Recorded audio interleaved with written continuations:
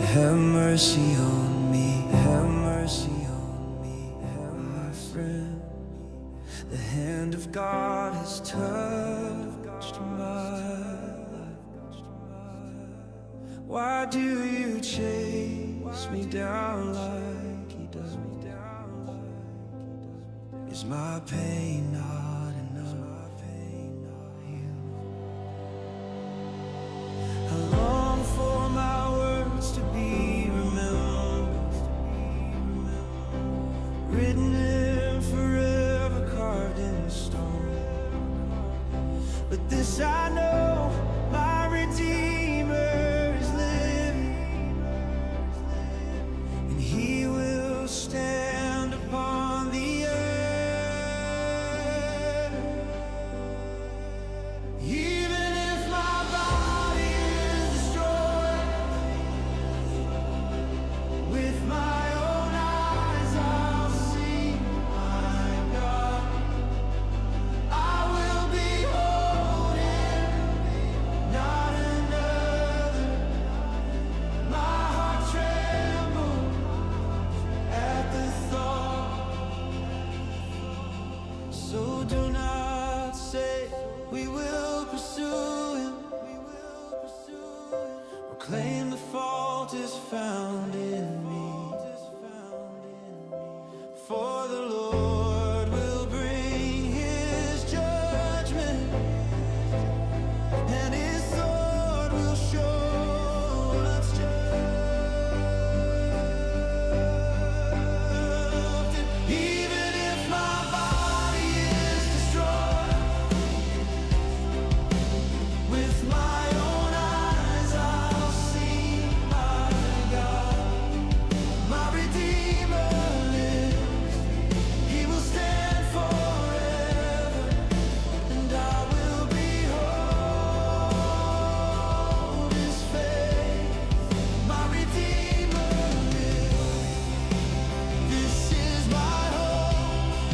My Redeemer stands, this is my truth, and one day I will see him face to face. My Redeemer lives, this is my hope. My Redeemer stands, this is my truth, and one day I will see him face to face.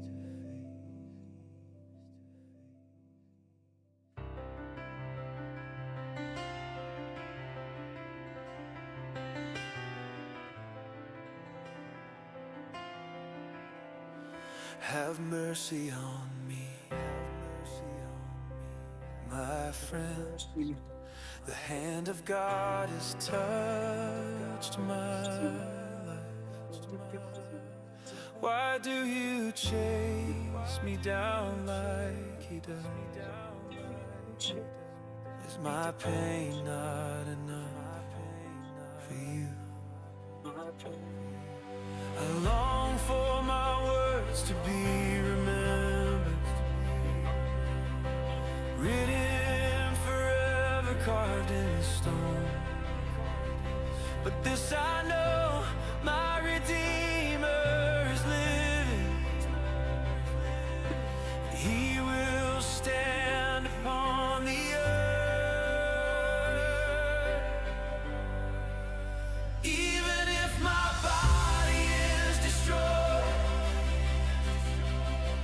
with my own eyes I'll see my God. I will behold him, not another. My heart trembles at the thought. Hey, yo, can you hear me? Why do you hunt me down as the accused, mocking the wounds that God allowed? Alrighty, guys. I So do apologize not here. say Bear with me. we will pursue him, or claim the fault is found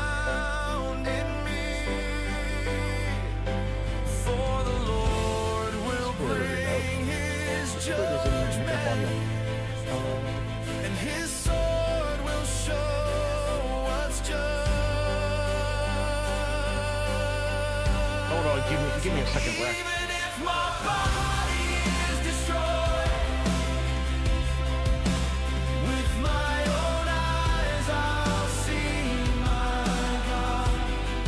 My Redeemer lives. He will stand forever, and I will behold His face. My Redeemer lives.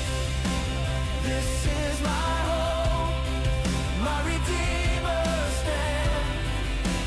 This is my truth, and one day I will see Him face to face.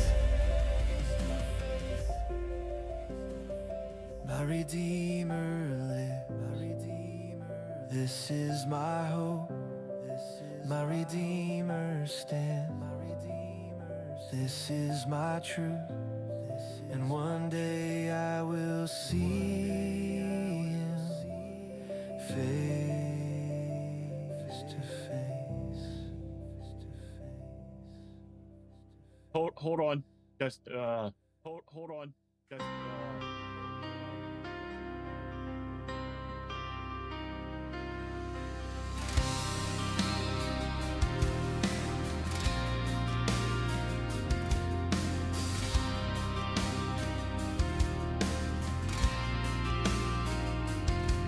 I lived in peace until God broke me, comfortable in sin and shame.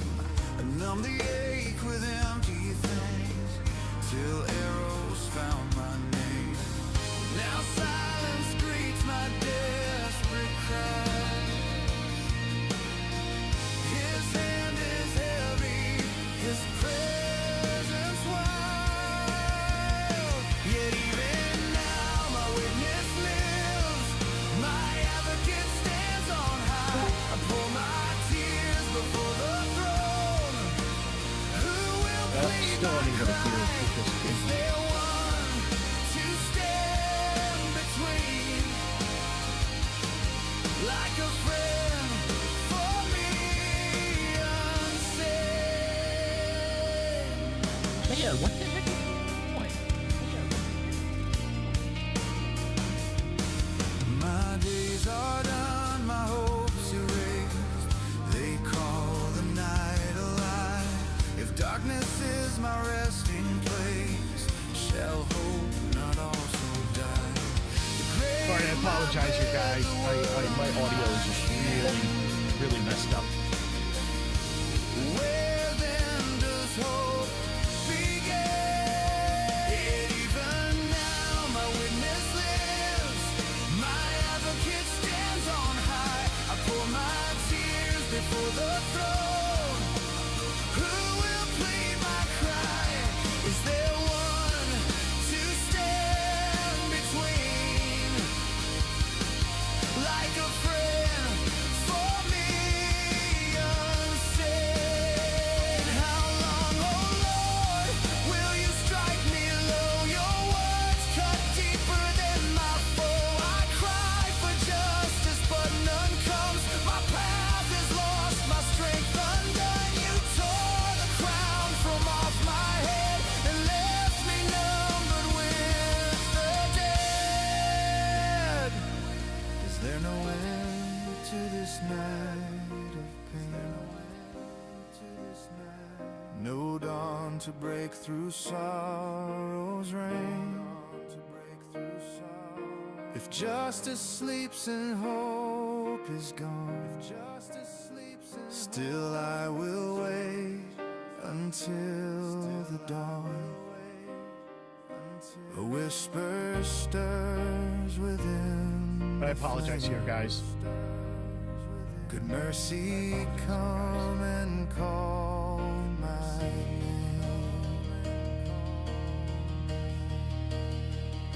But mercy spoke, not from the dust, but from the cross.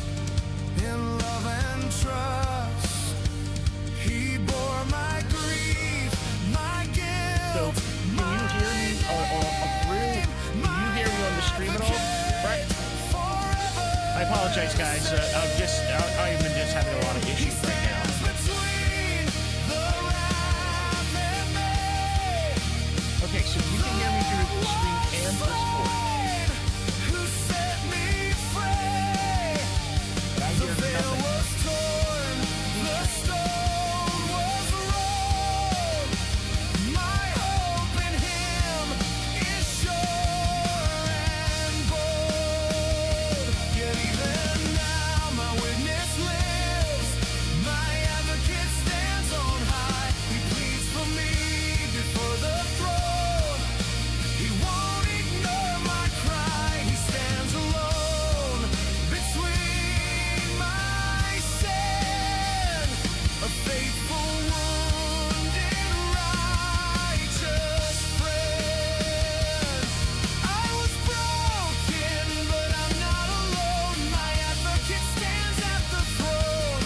He speaks my name with mercy wide and bids my soul to come and hide. Now I rest in pierced hands, held by love. I understand. The war is over, grace has stayed. My soul is safe, my debt is paid. Though shadows linger, light has won. My hope is anchored in the sun.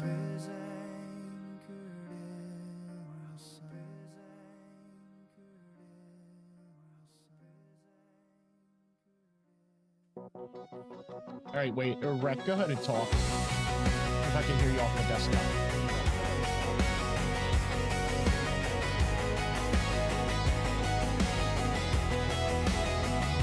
We've been broken, torn apart. Enemies surround our All right, give me 1 second here, Rec. But you, oh Lord, have raised a sign. Have raised a sign. Have raised a sign. All right. All right. Yes, ever since my PC got wiped, now I'm hearing you through the headset off my desktop, but not off of, and I'm now getting all this echo effect. My desktop, but not off of, and I'm now getting all this echo effect. My desktop, but not off of, and I'm now getting all this echo effect. My desktop, but not off of, and I'm now getting all this echo effect.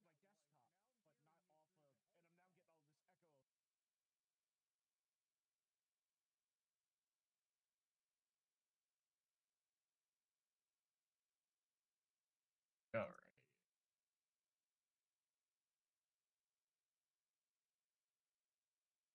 right. All right. Yeah, so I'm still hearing my session, which I shouldn't be. The problem I'm having is Wavelink is not what responding the way it is.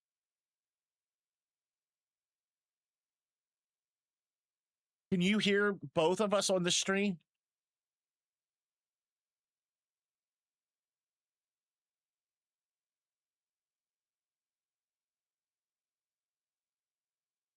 Okay, so you only hear me.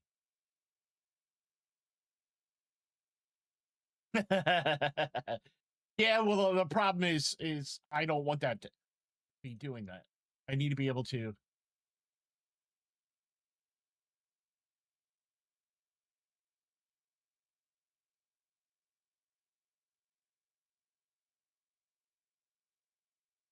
No, no, I want to be able to have you respond.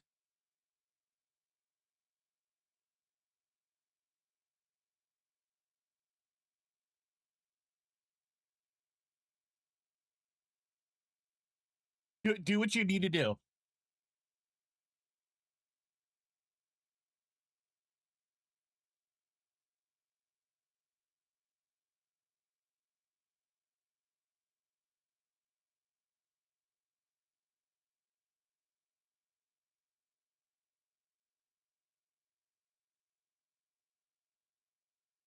Give me a second.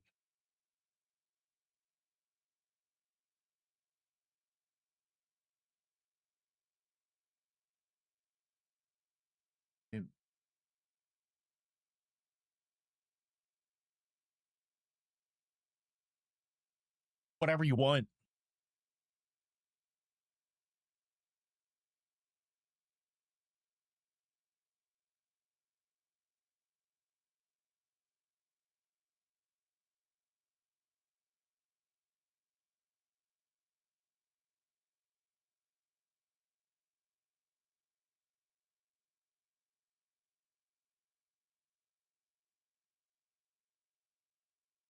Some duck off. Yeah.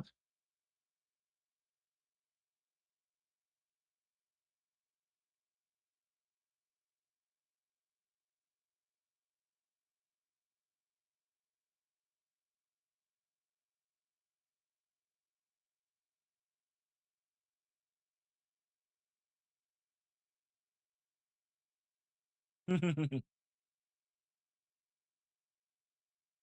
right, give me a second here. I need to restart Discord.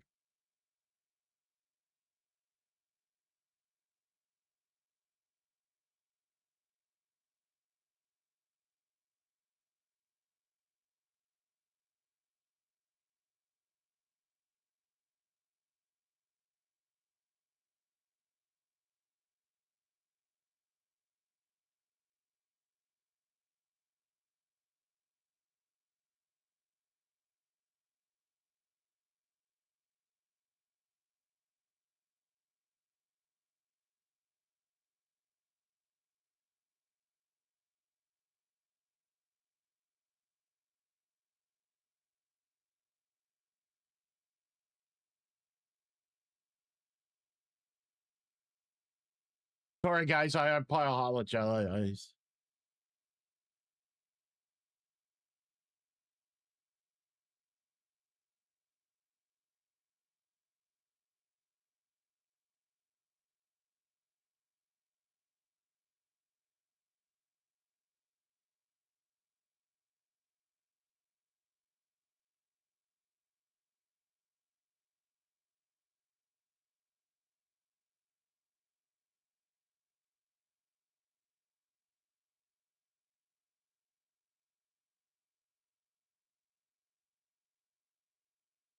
Testing.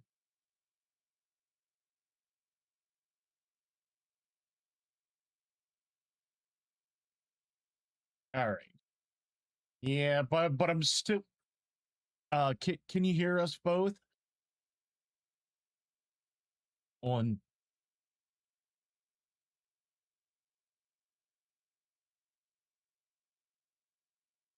Okay.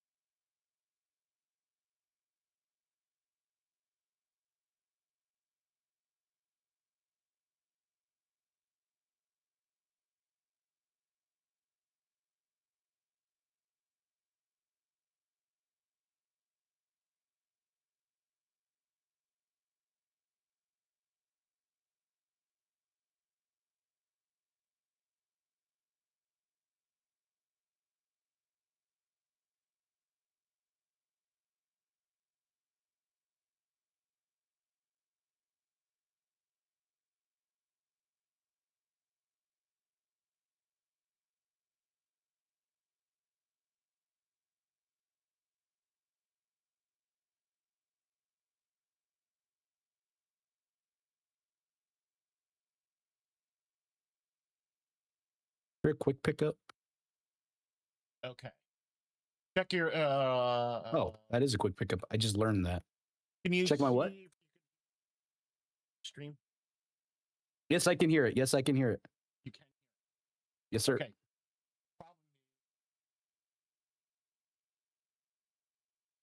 And it's not because you have your audio for your stream on your browser.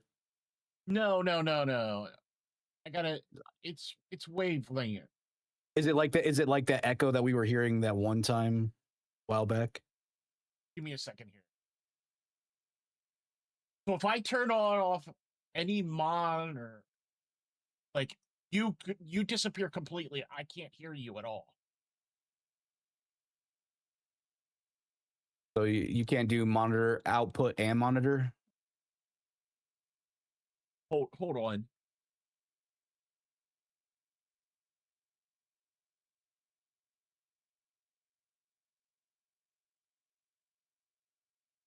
Was close.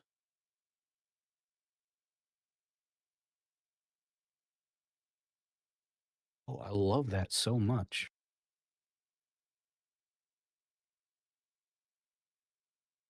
That stuff is not healing me much at all.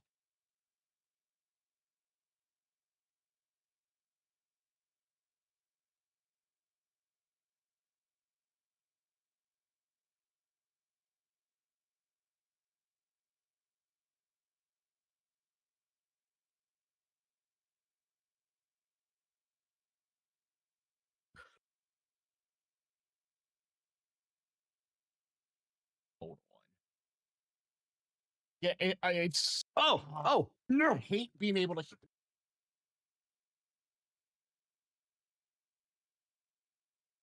That's get.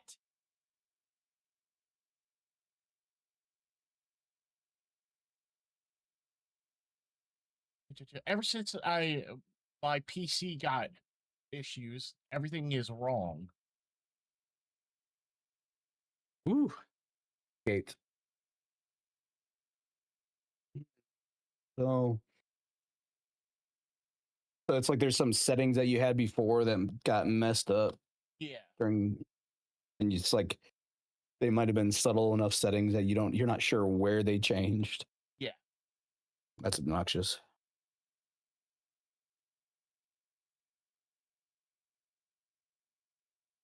Yeah, so the problem is it's not picking up the so it's not picking up the like I can normally hear you in Discord. Now go ahead and talk there for me. All right, can you hear me now? Yep. I'm talking. Yeah. And I can hear you on stream. Or I can hear both of us on stream.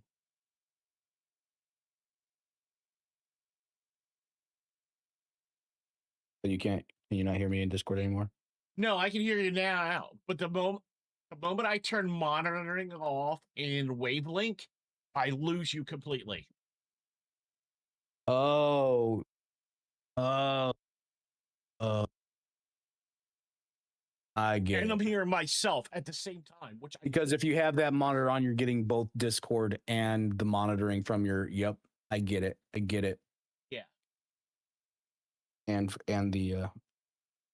So in the software, I should be able to have like a personal mix and a stream mix. So through the XLR dock, it's picking up my speaking, but Discord's not showing up there. You can't turn. Is it monitoring and output that's on? And can you turn off output? I mean, monitoring alone, so that just the outputs come through, or vice versa. Well, am I doing that in Wavelink or am I doing that in Discord or in OBS? You know what I mean? So OBS should be what it should be. Wavelink should be feeding everything into OBS.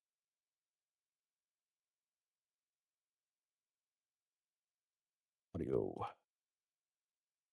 Before I had the well, and the other thing too is I mean, like my Discord reactive's not even working either too, because that should be working with you. Mm-hmm. Like everything is just all screwed up.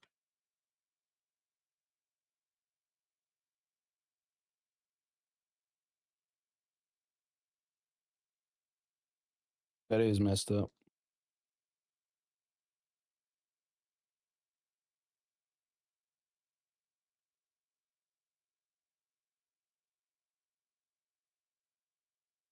Some weird combo that needs to be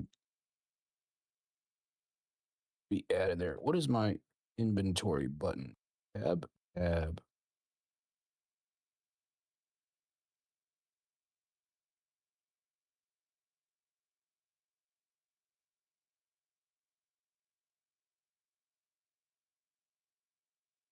don't have any. Oh, I do have shotgun.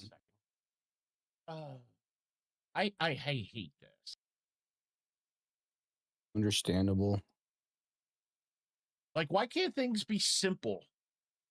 That'd be too easy.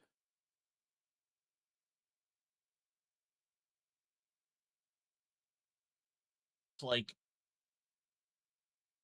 theoretically, wavelength should be picking everything up, and then that should feed into this OBS, to which I can, click the tracks and stuff like that.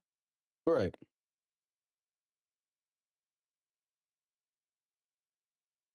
I'm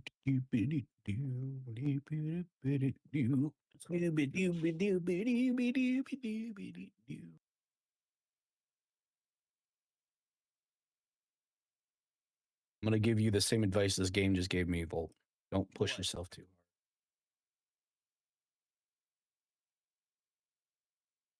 You'll figure it out. You have before.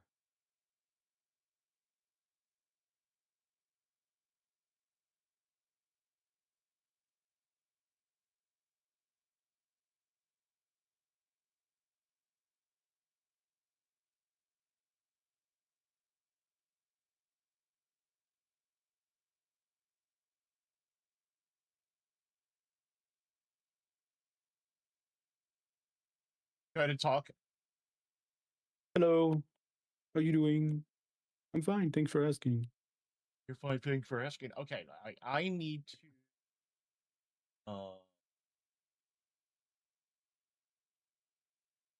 Already out of ammo? Oh, jeez.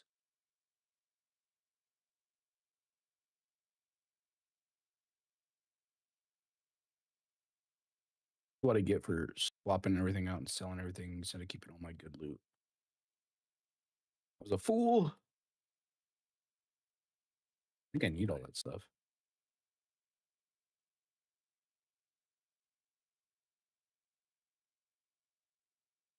Is this? I thought this was open.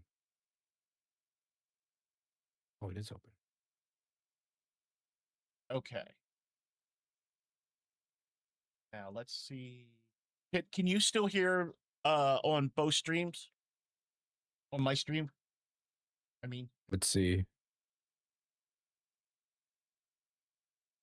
Let's see. Steve, Yes, you can still hear us? I can hear both of us. Yep. Okay. Now I just got to figure out. I just got to turn you down on my monitoring side and see if I can still hear you in terms of the echoing effect of me.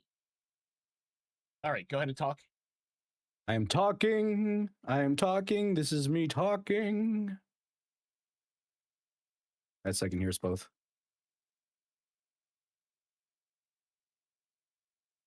Okay, give me a moment here.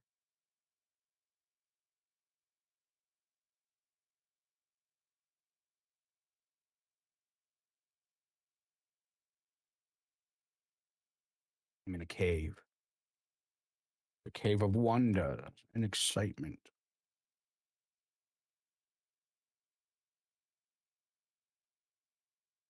It won't.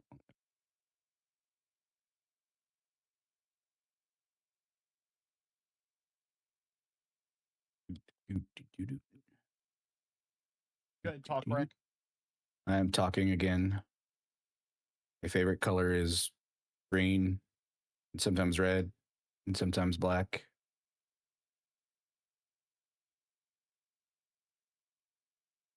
All right, Yeah. bear with me. I see my audio going up and down when you talk, but I can barely hear you. The volume slider.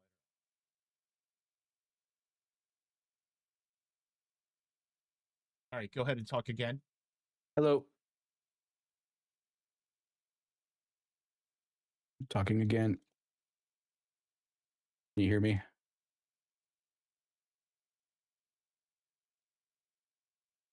Not sure you can hear me. Give me a second here. I can hear. I can hear us both on stream still. Throwing that out.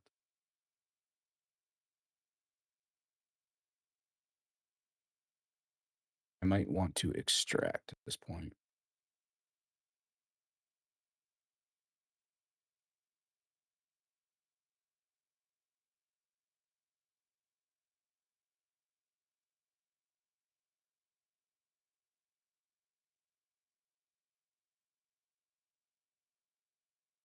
Let's get back before I die with all this good stuff.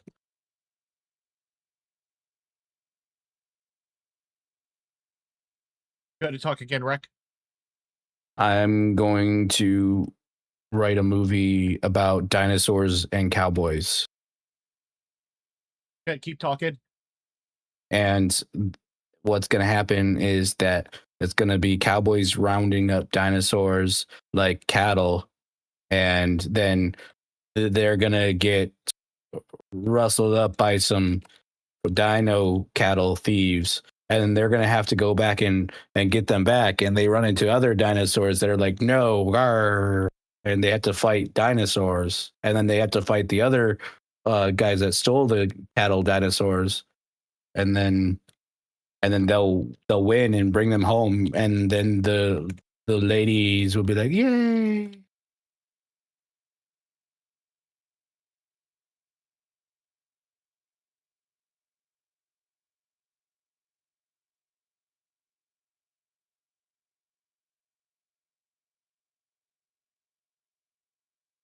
I didn't hear any of that on the stream.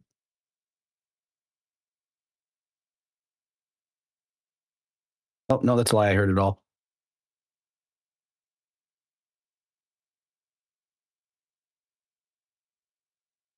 All right. I'm talking again, talking right now about stuff, things.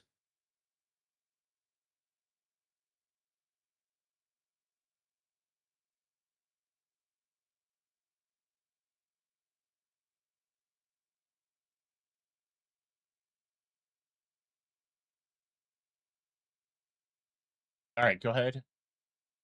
Keep talking. I'm talking. I'm still talking.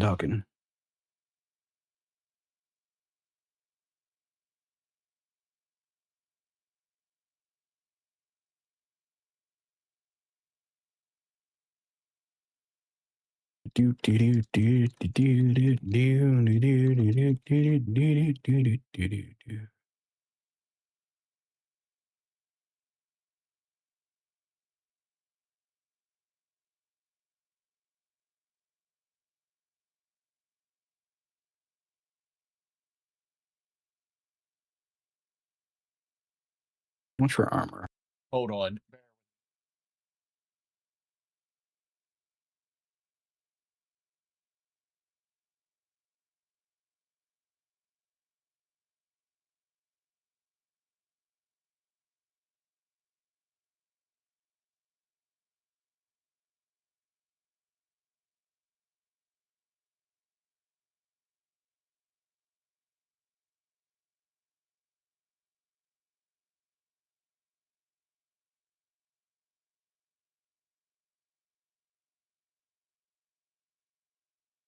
All right, can you still hear?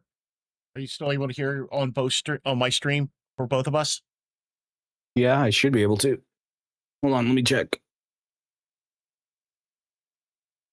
Yep, I can hear us both.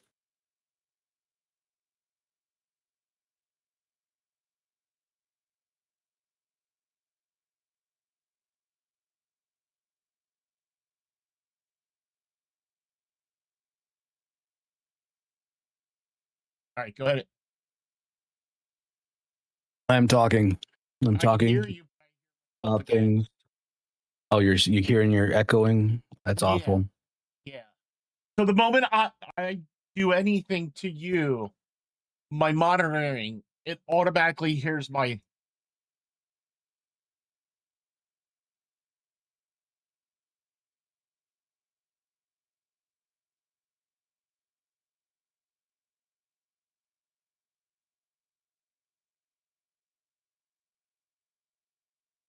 Oh, I still have my lost items out here.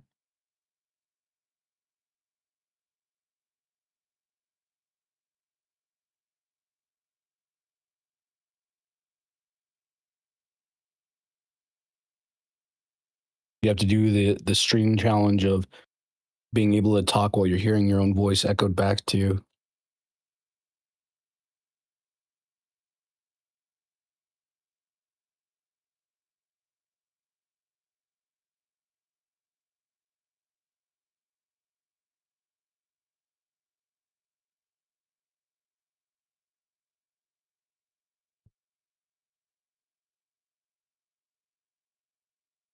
Let's see. Ah,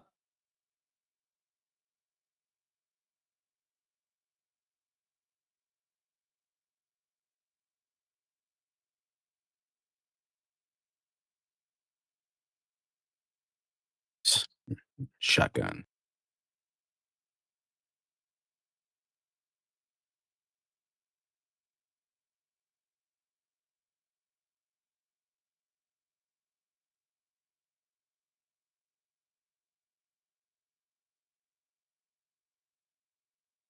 Or that big immovable guy likes to chill there.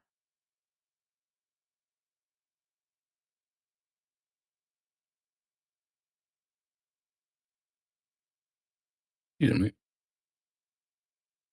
Yeah. Ooh. Ugh.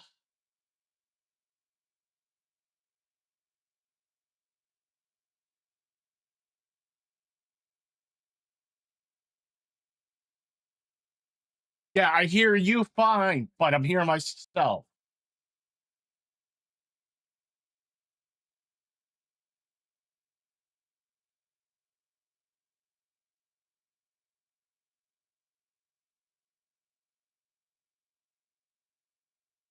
Shotgun rounds here.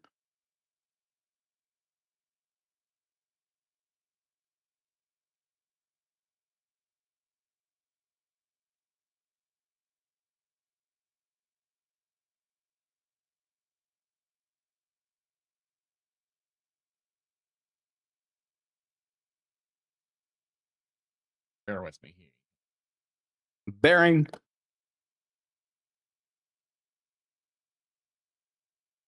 This is what I spent all night like last night trying to fix it.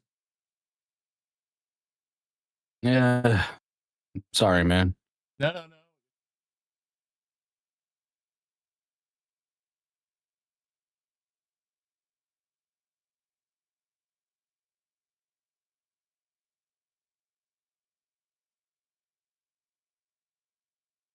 Yeah.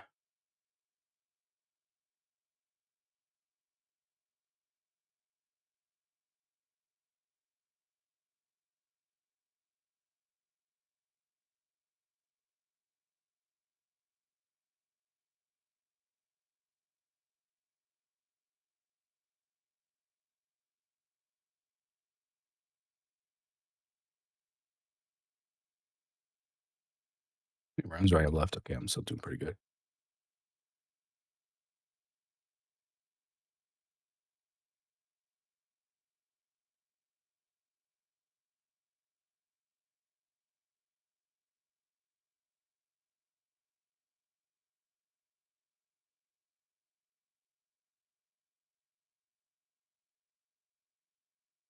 I say I'm pretty sure that barrel took care of him.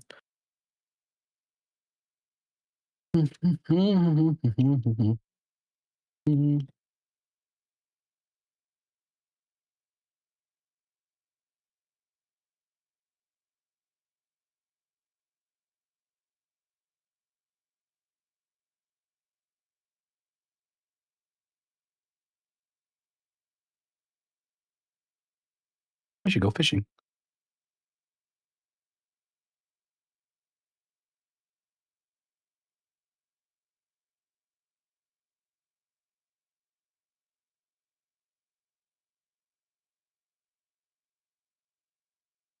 No.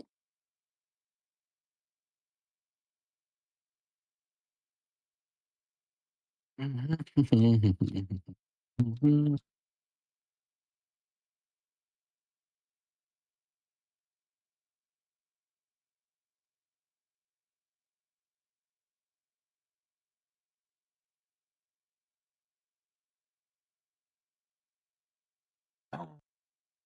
getting frustrated.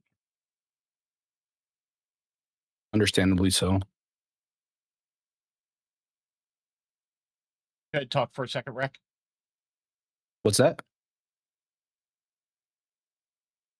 Yeah. Um, hello. Just talking, doing some stuff, playing this game, helping Volt troubleshoot stupid audio issues because they're awful.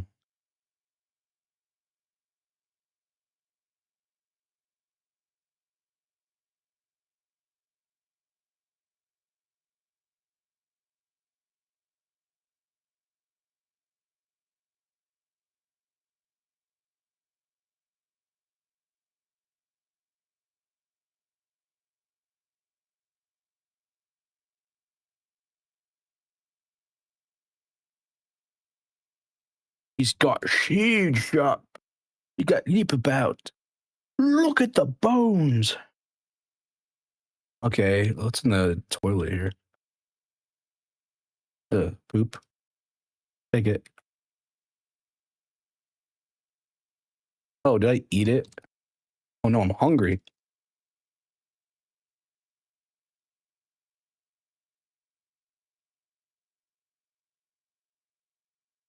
Forgot that's a thing.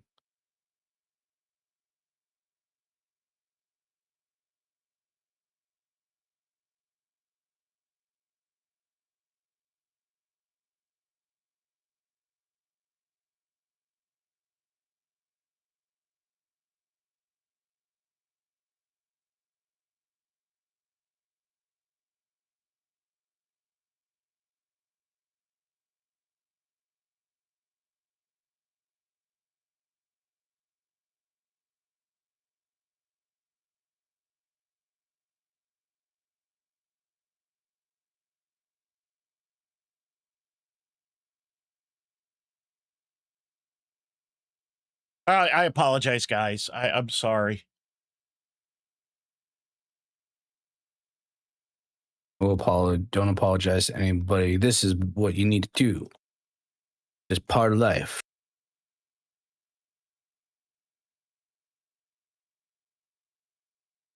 Better. We'll take it.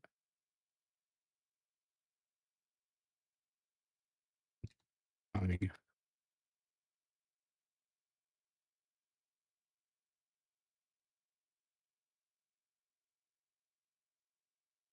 only make.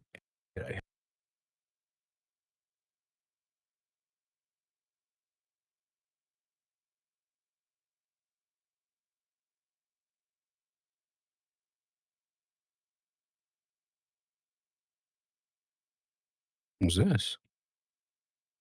Ooh, shotgun blueprint.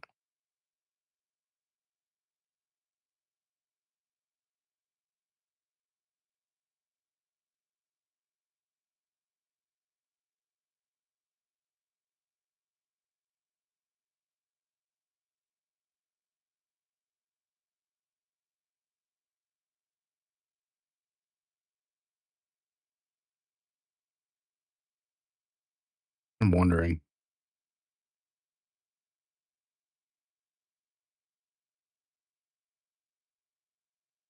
Probably.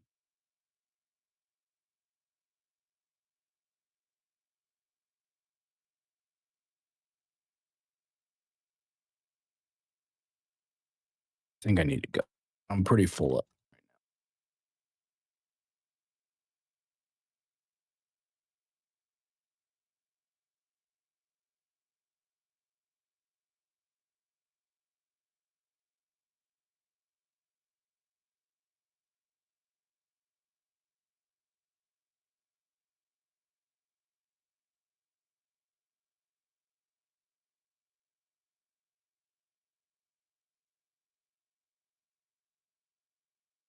Let's go.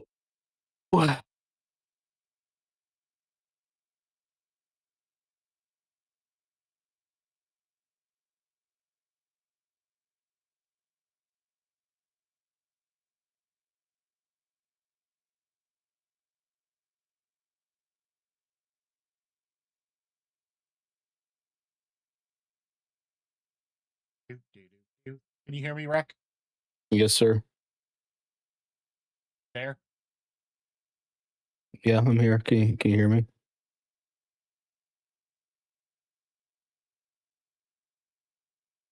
Can you hear me? Yeah, I can hear you. Can you hear me? Okay. Problem I'm facing is you're like I can barely hear you. But like I hear it hitting Discord, but it's like I can't hear anything else. Like it's very low. Mm. So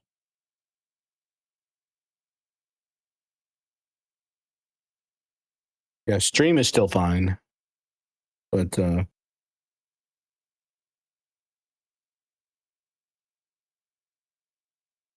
that's weird.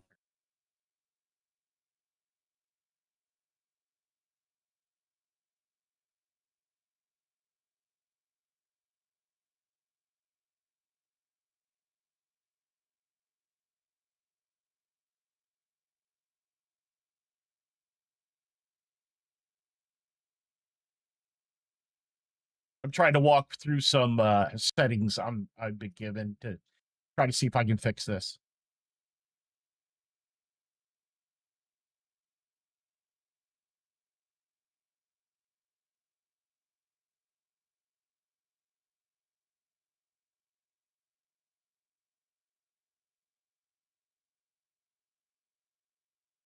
All right, so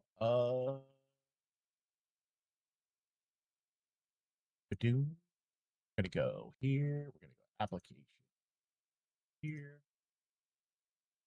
Board. You're gonna set up. But I don't have it on this.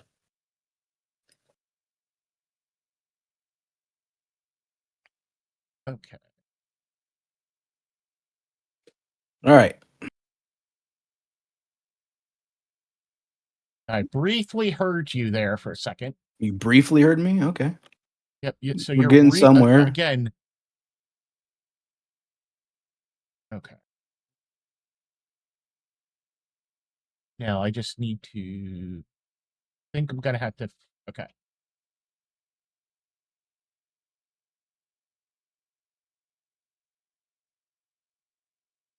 Go ahead and give a yap. Yep. Yap yap. Yep. Yap yap.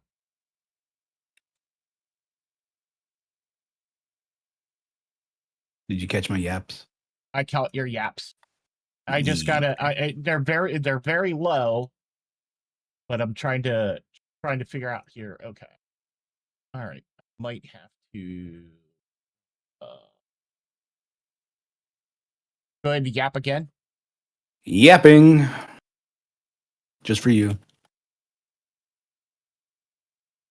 Yap yap. I'm gonna keep yapping. Wait, what do I need this for? Because I could. Do I have any good medicine on just that one? I can buy stuff, right? Can you still hear us on both on the stream? Yeah. Okay. Okay. I don't think I've lost that once. Go ahead and talk. I'm talking. I just gotta figure out now you're peaking. I'm peaking. Yeah, you're peaking. It did sound loud there, didn't it? Hold on, let me turn the volume down there. Go ahead and yap yap. Yapping. I'm gonna keep yapping. Wait, no. Oh, why did I do that? Oh well. Let's see what I can get out of this.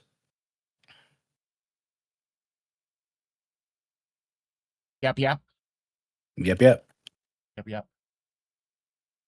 Okay. So it looks like I gotta get Discord. In order to do that, I'll have to get Discord to bypass wavelength completely. Which is dumb. Crazy. Which defeats the whole purpose. Yeah, that's that doesn't make any sense. Well, is there like you could just do it as a temporary fix until we could actually solve the issue instead of putting a band-aid on it? Yeah, I mean that's the thing is now I just got to figure out. I'll put volume. I just got to figure out why you are peaking now. Got a gap. Yeah, it doesn't even make sense. Everybody knows I peaked in high school. Everybody knows you peaked in high school. All right, go ahead and try it again for me. I'm gonna keep talking. There we go. Much better. Much better. Yeah, let's go. Let's go. Yeah. Okay. I feel, you know, that's the only thing you could do is like you have to kind of just fuddle with stuff on screen. And I really should have went live last night and fuddled around, but I was just trying to like work through everything. Like I was, Claude and I were just kind of walking everything through and testing it. You know, hey, if you ever need to jump on stream, I'll gladly hop on and help you out. Okay. Are you still hearing us on both screens? I just want to make sure. Okay. Good. Yes, sir. Good. So I know we didn't get to really talk because I wanted to talk to you again. I was going to do the Job thing today, but I also kind of wanted to talk with you about get your thoughts on the whole, alien thing. Like where Oh, where do you sit in the thing? And I thought, because it's so hot topic right now, it'd be a cool topic to talk with you on. yeah. My thoughts is, well, there's a lot of thoughts, but There's a lot of thoughts. well, from the get go, like everybody's saying, like, or not everybody's saying it, but you have people fear mongering, saying this is gonna change everything. First off, no matter what, it doesn't change anything. Mm-hmm. It's a weird stance to take. Ah, sorry. I think for me, like the thing is, the Bible already accounts for like a strange worldview, if that makes Like, sense. Otherworldly, supernatural things. Yeah, supernatural things, because we have the again looking at things, give an example, we have Genesis 6 where it says the sons of God mated with the daughters of man. Yeah. Then you have after, and it also says there was Nephilim in those days, and there was mighty men of old and renown. Again, so to me, the that mighty men of old and renown automatically, I think Greek mythology, all the mythological people like Hercules and all that stuff. You know what I mean? Sure. So that then you also have like you have Goliath and Og of Bashan. Because you marry someone and you have a kid who's an unbeliever, you're not going to have a kid with six fingers and six toes. You know what I mean? Six toes, you say? Yeah, the Nephilim actually had six fingers and six toes. That's what their defining feature was. Hey, I know some people out there get it. Well, that's that is if we want to say when genetic corruption happens and stuff like that. But I'm talking about like right. yeah. Whereas like when you look at but then you also have like where the three angels God comes with the two angels who end up going down to Sodom and Gomorrah, and stuff like that. You have just different things. You know what I mean? Just all these different supernatural events. And then you have, of course, in the New Testament, you have like the demoniac. You have yeah. Sorry. no, you're fine. So we have those strange worldviews. So again, and the Bible even talks about like it says in the end times that that it'll be like in the days of Noah and stuff like that. So already for our world, we'll have Nephilim again or something like that. possibly. Yeah, possibly. I don't know if that's the case. We would say that. Like for me, like it would be, I think possibly it could be, but we're gonna see people who have like strange abilities and like things that we wouldn't normally see a human having. You know what I mean? So Yeah. could that be person with superpowers? Who knows? Because we do know the Bible does say specifically in the New Testament, it says when those times come, they'll be able to deceive people with lying signs and wonders. Right. So lying signs and wonders, superpowers to me would automatically kind of fit right in there. You know what I mean? Now I'm not saying that like, are they going to be able to fly and stuff like that? But, I mean, they're miracles. Who's to say they can't do healing to lead people away from the real God? And we do see even today where like certain people will do certain like meditation trances or like certain martial arts styles, and they seem to defy logic, if that makes sense. You know what I mean? Like Yeah. yeah. So I think in my regards, like, I think the Bible completely allows for a supernatural worldview. No ifs, ands, or buts about it. And Well, allows, supernatural, yeah. but aren't UFOs supernatural or That's that's UAPs? that's where that's where the question is. It could be and it could not be. But I think it is. Here's why. Yeah.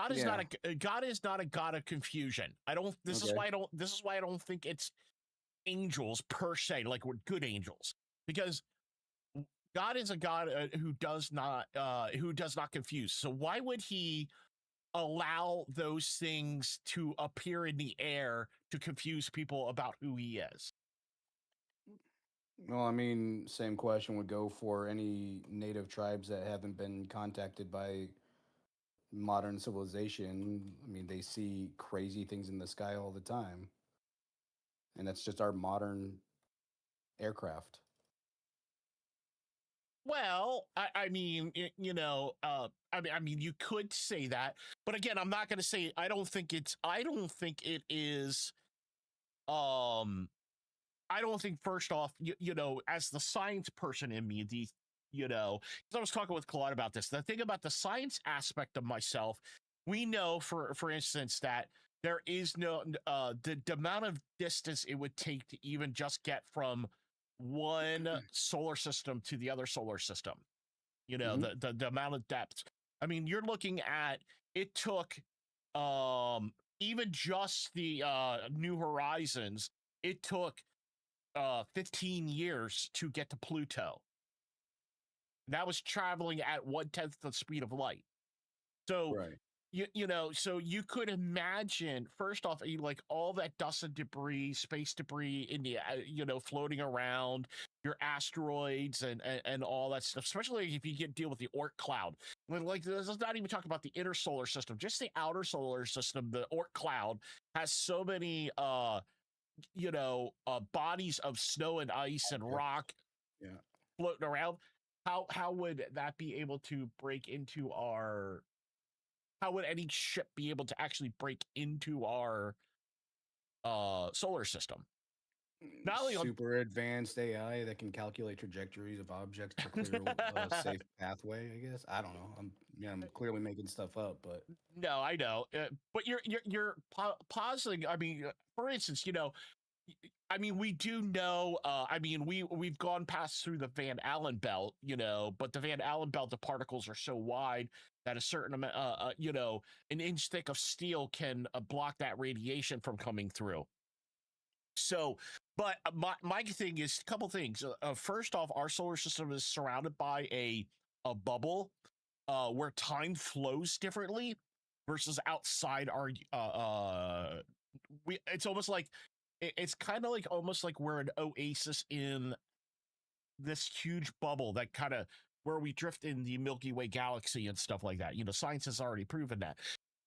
You have that option. You have that. Now, could a spaceship, I mean, we have asteroids that come up from out of our solar system into like Haumea, or not, what is that, the one that recently they had that looked like a cigar that came out of the galaxy or out of the solar system and went back out, in and out the solar system within Mhm. in a period of time. Now, the problem is, again, a ship, to survive that distance, you would need an element Yay, recipe. that An would element. yeah, you would need an element that would that would, one, be able to create um the ability of super speed, like, some sort of high speed travel. There's no element that right now that we know. Now, somebody could say, hey, um anything could fall into that, like, it is something newer, or you know what I mean, something not discovered or something like that. So there's a lot of what ifs. And one could say, well, well, the Bible, accounts for all those things and stuff like that. But at the same time, the Bible's not a science book per se. Yes, it has scientific truth in it, but you can't say that, like, you know, it accounts for every little thing. I think that's the problem we try to do in our worldview is we try to give the Bible says something about it. Well, I think there's times the Bible does speak to certain things and there's times it doesn't and stuff like that, if that makes sense. You know, now why isn't my mod spot? Let me see. Oh, well, you know what? It's not talking. I'm not gonna mess around. I've been messing around too much stuff for about Is it an hour. moving at all? No, it's not. So on my phone it is, but the PC's not picking up the Man, you're just having all the luck. Yeah. So I don't know if it's you know, what's it called directly and stuff like that. So I mean, you know, it is what it is. Like I said, I'm not gonna sit here and Fumble with it too long. yeah. And stuff like that. So yeah, fair enough, man. For me, I think that I'm not gonna say it's irrelevant, but let's say that they are just extraterrestrial, right? Let's say aliens are real, which is something that I don't know. I'm not gonna sit here and pretend like I know or understand. But let's pretend they're real and they travel here. It's like, however they do it, science beyond our understanding. Basically, we could call it magic at this point. Anyways, I have no more room. Anyways, them showing up doesn't change anything. I know people say like, well, the Bible doesn't say anything about them, so therefore they can't exist. And it's like, well, the Bible's not for them or it's about them. And then they'll go into deep discussions of how if that's not the case and it breaks like salvation and what Jesus did. And it's like, again, I don't know the entirety of God's plan, and neither does anybody else except for him.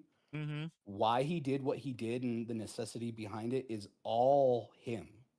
He's the only one that truly understands it. And if there are other created beings out there, which we can obviously say that there are when it comes to angels, but other biological, I guess, creatures like us out there, it doesn't change the fact that God is who he is and he did what he did.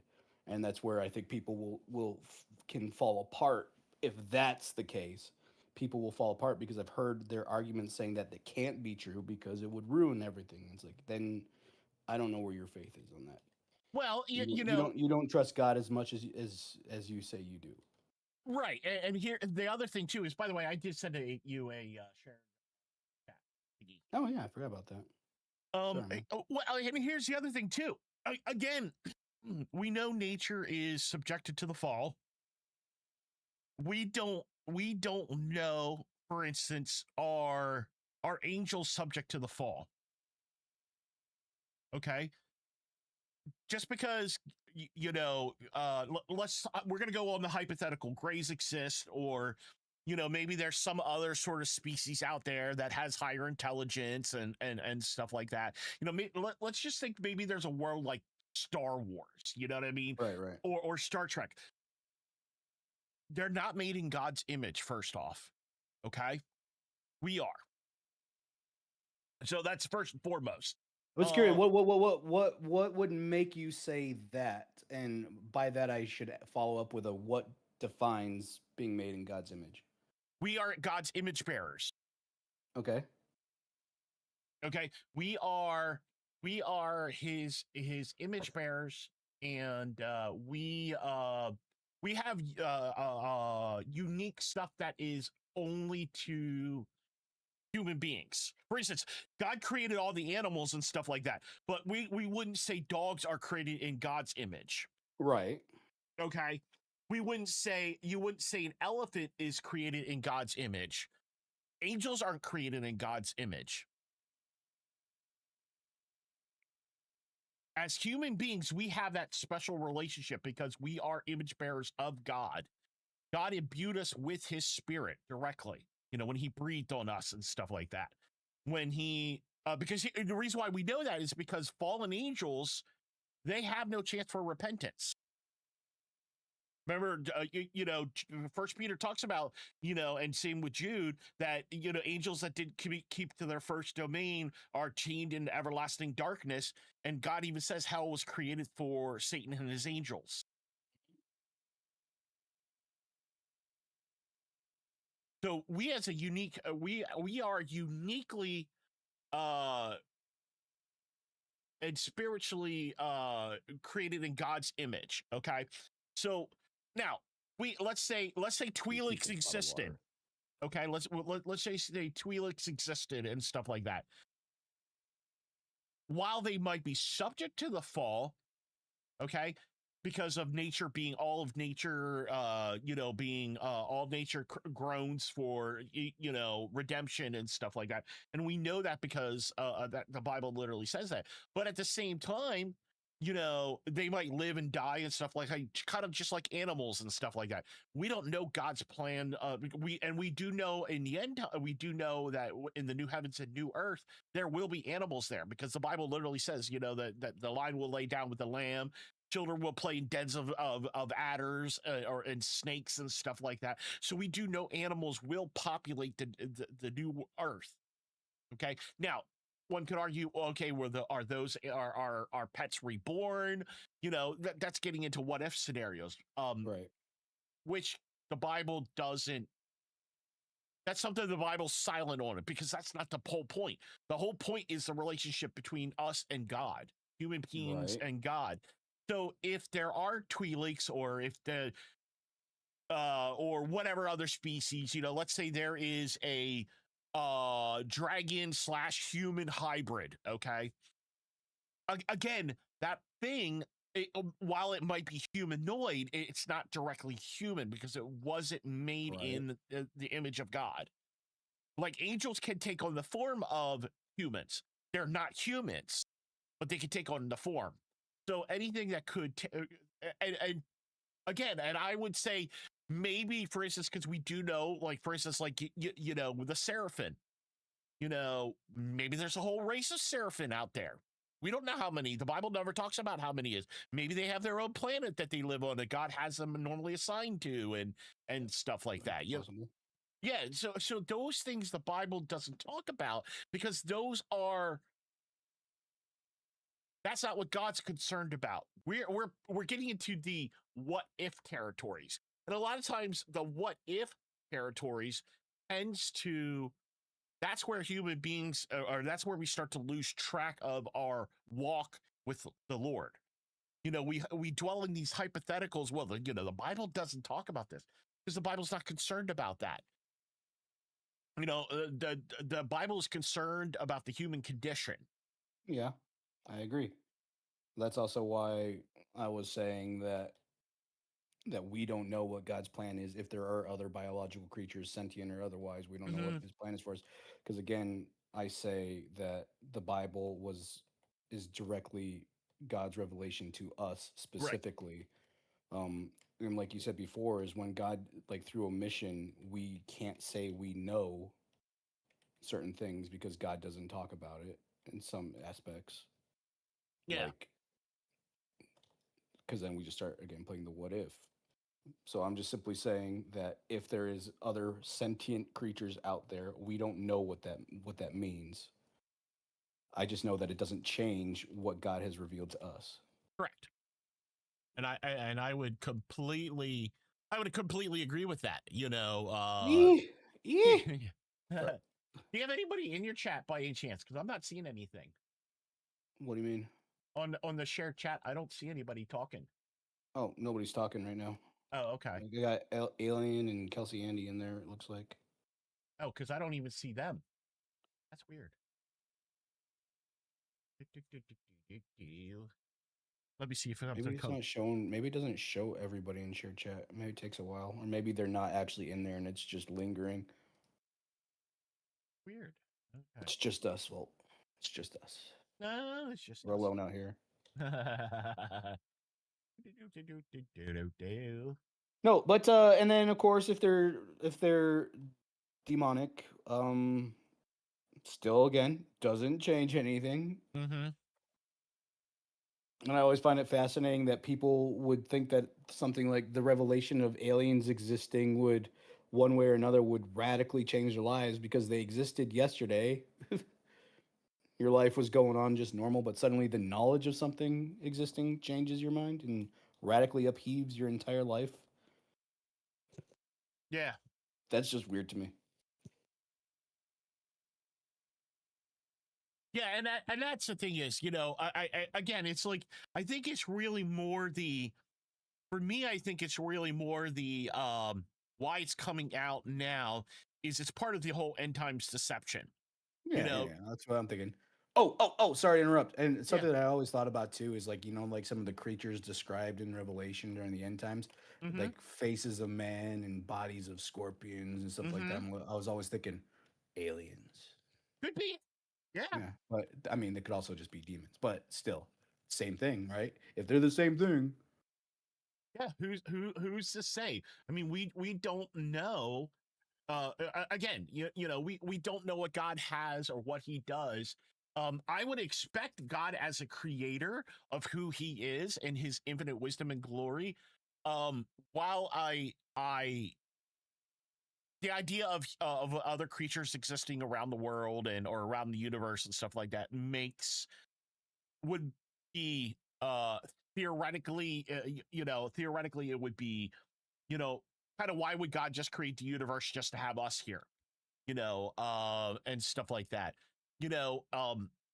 It is the other idea is maybe because of the fall, the universe outside of our time space domain, our solar system, maybe time doesn't operate outside of that the way we think it does. You know what I I feel mean? like C.S. Lewis covered that in his space trilogy. Yeah, and his in Paralantria, yeah, his space trilogy. That time is a construct that's completely designed for us because we're three-dimensional beings. So, a creature that now again, if a alien, what we would call alien. I mean, we could say, I mean, Jesus technically was an alien because he came from outer space heaven to us, to earth and stuff like that, and to be born incarnate and stuff like that. Same thing with God. They're extraterrestrial. Angels are extraterrestrial, but they're not aliens in the sense that modern science would say aliens. You know what I mean? But I guarantee you that's the thing is like if you've actually studied the Bible, you would know that the Bible has enough room for these supernatural beings, these beings that are not I want to say not reliant on our salvation at all. Yeah, So what if the heavenly hosts are just a bunch of different extra quote unquote extraterrestrial species that God created that were not subject to the same thing that we were subject to? correct. Yeah. And I could see it. I could see it completely. And to me, that would make sense. God That is the would galactic council. And Judgment Day is just him introducing humanity to it. to it. Here's the thing is, as the hypothetical, what ifs and stuff like that. So, Mhm. we have these ideas that we create and we these fantastical worlds that we design. Who's to say that's not coming from God? Because God, we look at our unique creation, even in our world ourselves. I mean, the ducks and all the different animals and stuff like that. So why wouldn't God, in His infinite wisdom, create worlds where there are different species? But we just can't get to them because again, the Bible, again, we exist in a certain area of space and time where because of the fall, God kind of, I don't want to say God quarantined us off, you know what I mean? But I do like the idea of it being like a siege almost. yeah,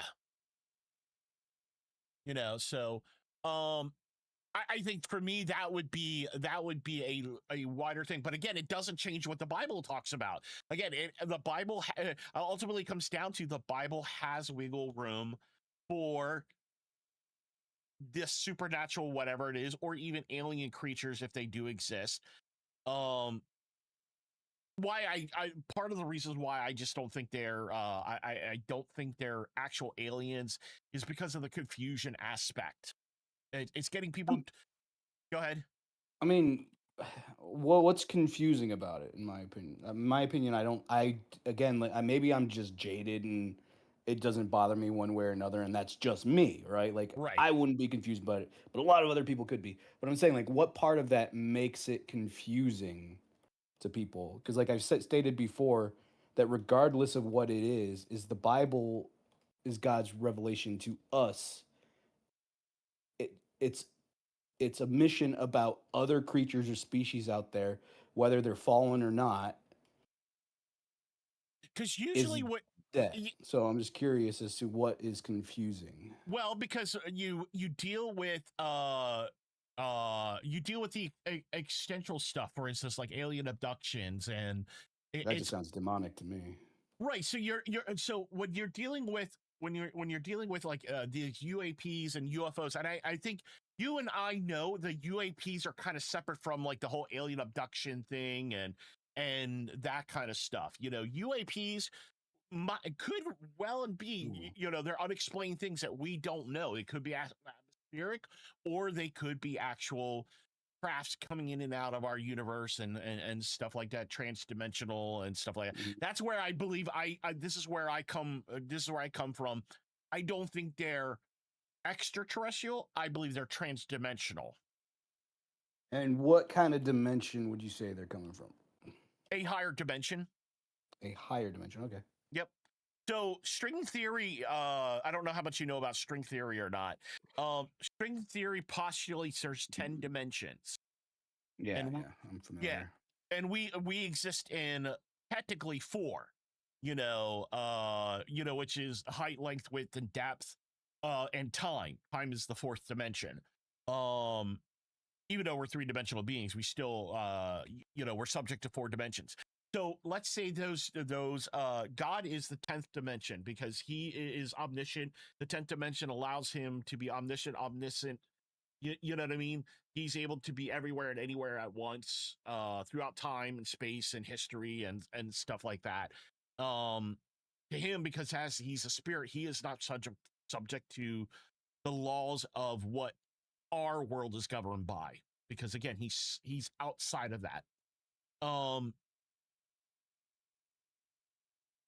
Let's say angels operate in they can operate with God, but they're not like God in terms of they maybe operate in the 8th and 9th and 10th, or 8th and 9th dimensions or whatever, because again, they can only be at certain places at a certain time. They have powers, they have abilities. We know this, you know what I mean, because the Bible talks about them being superhuman strength. One angel is able to fell 189,000 warriors, the Assyrians. So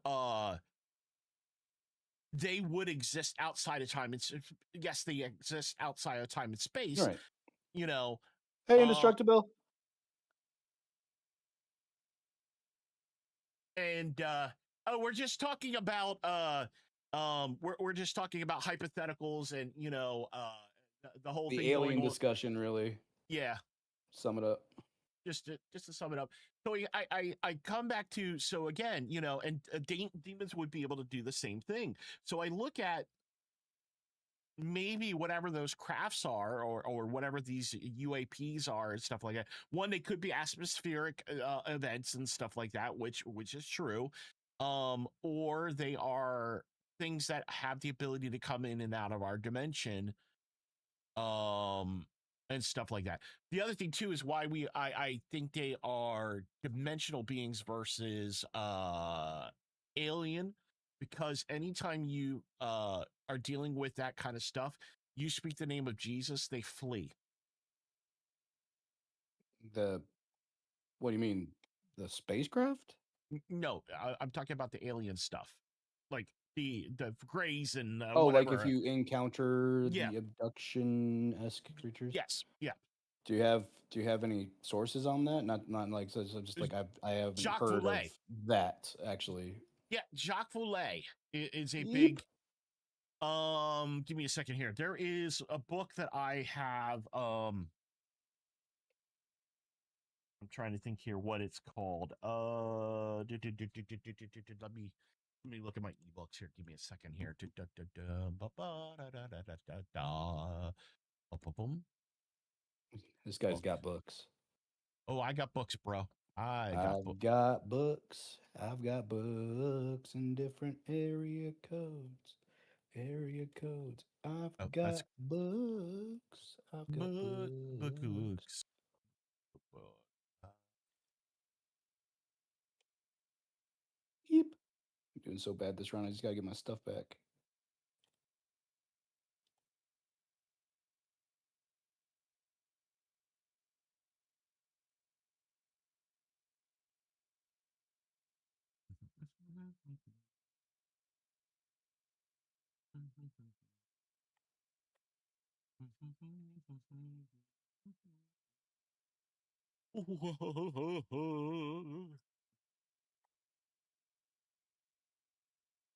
Dang, they just getting me to bleed every 2 seconds.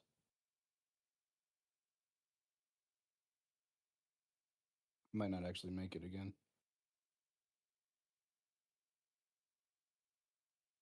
I didn't make it. There goes all my stuff from the last round. It's gone. It's gone. You didn't make it. You didn't make it. You lost them all. You lost them all. Not a big deal. What do you mean dead? Not a big deal. I'm gonna get some more drink. Some more of that drink. Oh, it feels good to drink coffee again. Dude, I had for breakfast. I don't usually cook breakfast anymore, but I did bacon, eggs, and potatoes, and let me tell you, man, there's just something about that. It's just right. Very, very good. It is so good. Of course, I like my bacon crispy. I know a lot of people like there's a little in between, but I like my crispy bacon. So I cook it a little bit longer. All right, we're going to go ahead and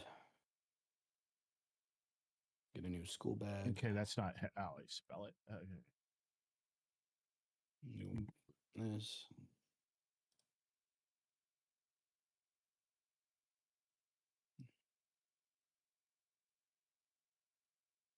Okay, so yeah, it's Jacques Voulet.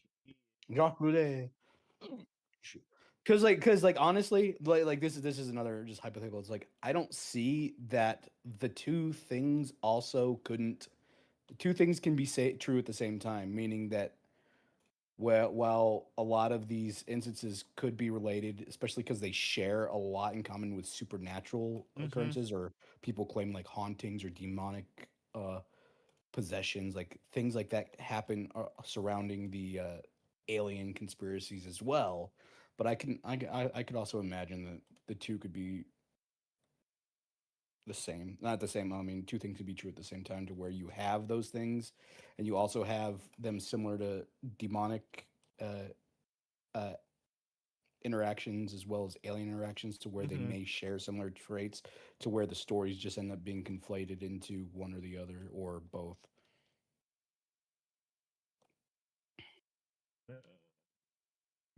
But that's simple speculation, if any of it's true. Where I'm more likely to lean into the demonic than the extraterrestrial. I also do. I'm also inclined to believe that it's possible for extraterrestrial. Yeah, so that's kind of our discussion. But anyways. Yeah, so Jacques Voulet, that's where he comes down to, like, he thinks that like the miracle of Fatima, the Mary apparitions and stuff like that, they are technically UFO encounters. But he actually, in this study, he found that, and he's not a believer at all. He actually found that, then that seems like he would say that anyways. What? He's not a believer. No, I'm just saying that then he would say that anyways about Marian apparitions. Right. So what I'm saying is, though, he's trying to explain it. That's all I'm saying. Right. Now, what he found was that in this research that he did, he found one common element across all these alien abduction things was that they like I said, they flee in the name of Jesus. But there's some other stuff here. I gotta find it here.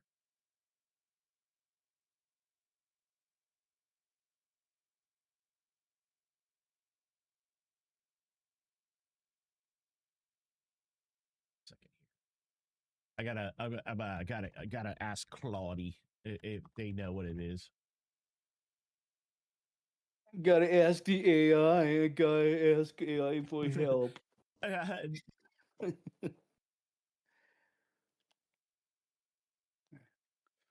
You know what's funny is I don't think Ask Claude is obnoxious as Ask Grok. I don't know why.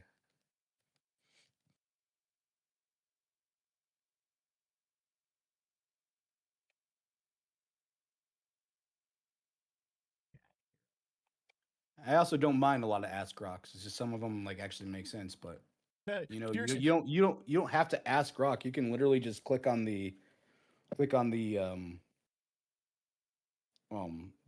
AI, the Grok button at the top of a post on X, and it'll bring up like a summary of it all and an explanation, and then you can follow up with Grok on questions that you have instead of posting it to the world for simple things that you didn't need to post.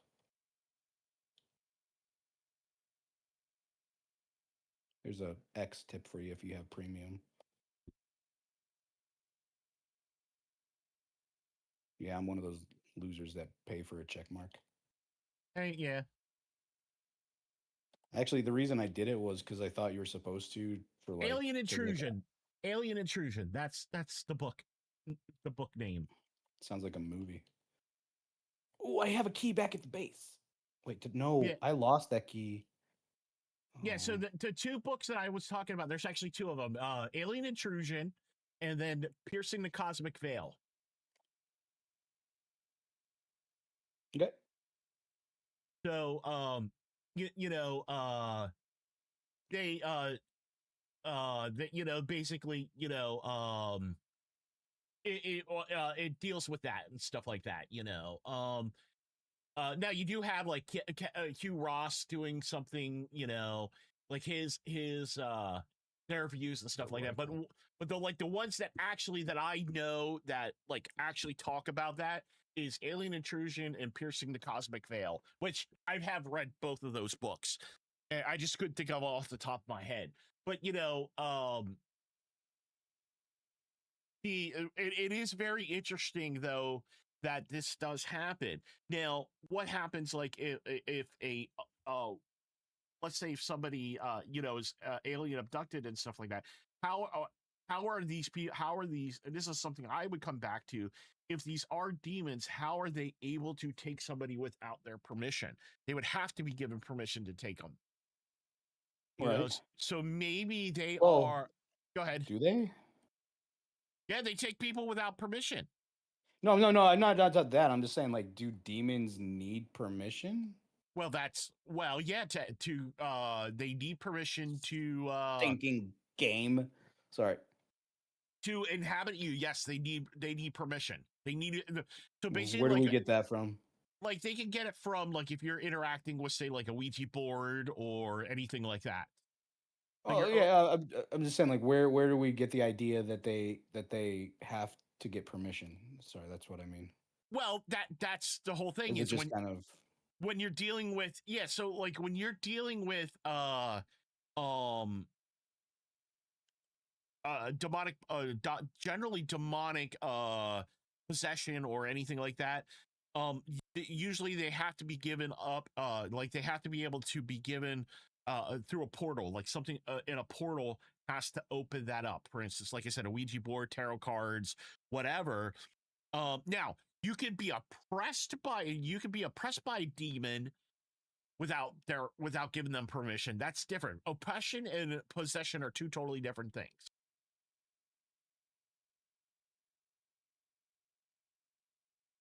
And you see that in the Bible. The Bible does even, postulate a different way.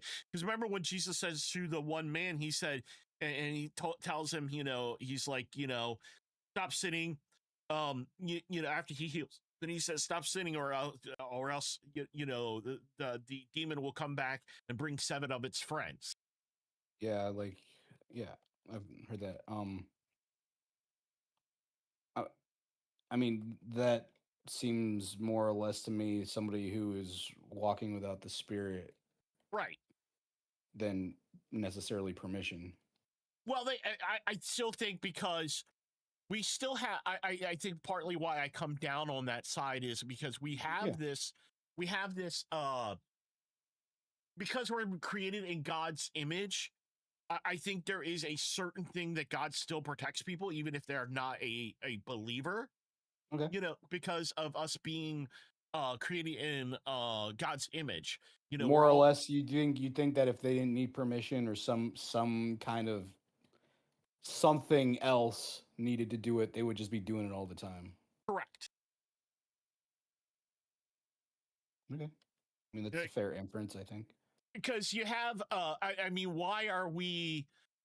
I mean, one could argue, why do we not? Why do we not see the demonic possessions, for instance, the way the Bible describes it and talks about it and stuff like that? But You don't know, we occasionally? we do, but I think it's not as much as it was back then.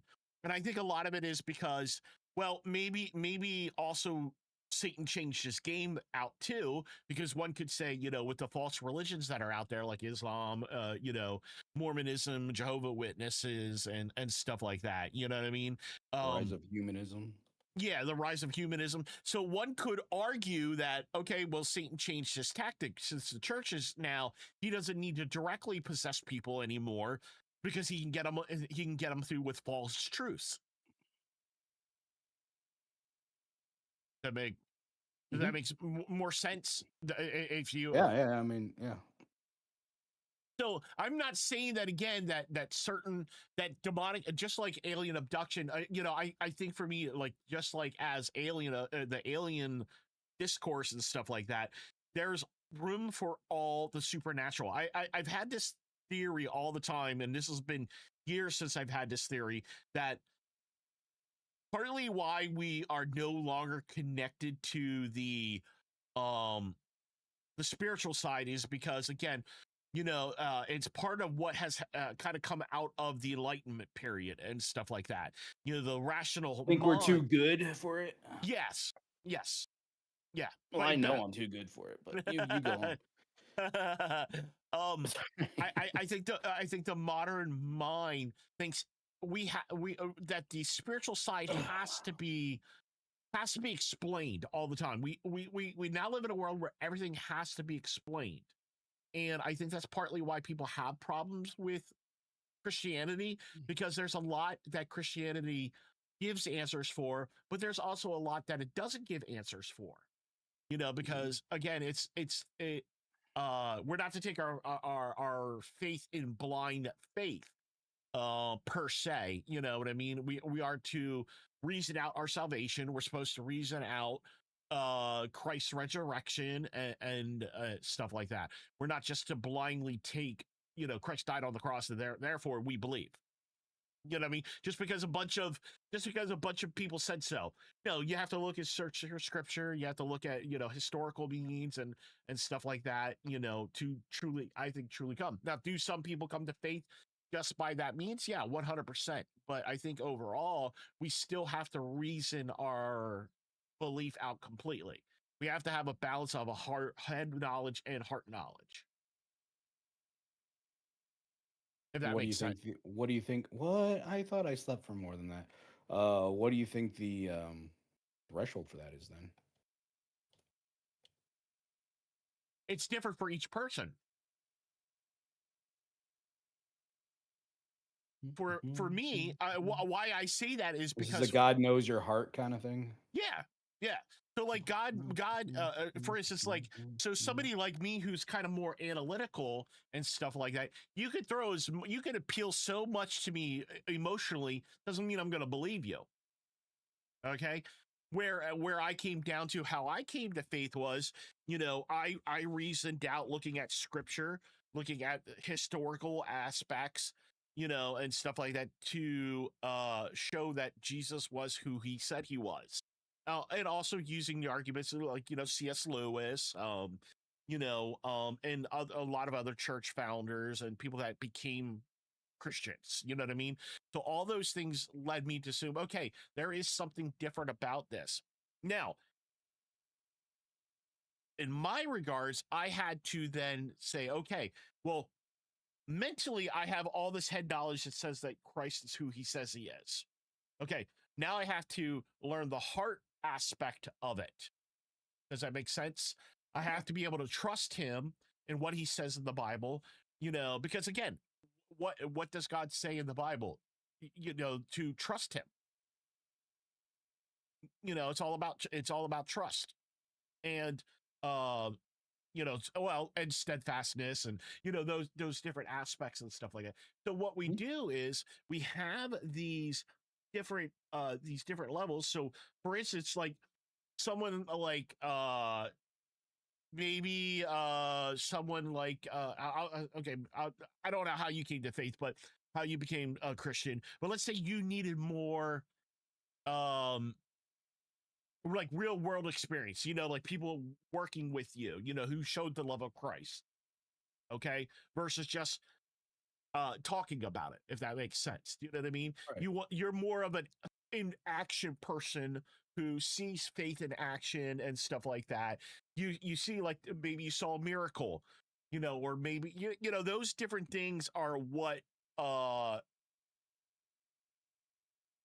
made you move from being an unbeliever to a believer.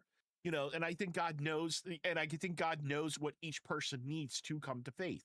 Now, there are some people who will, no matter how much you give them, they'll never come to faith.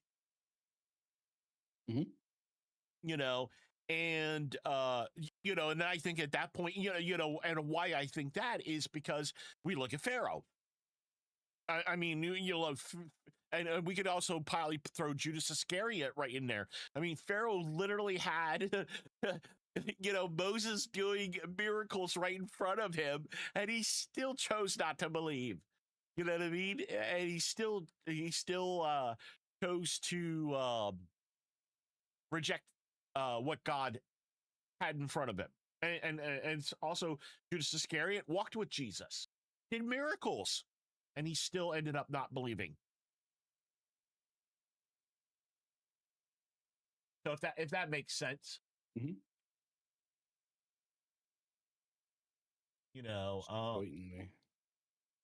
Yeah.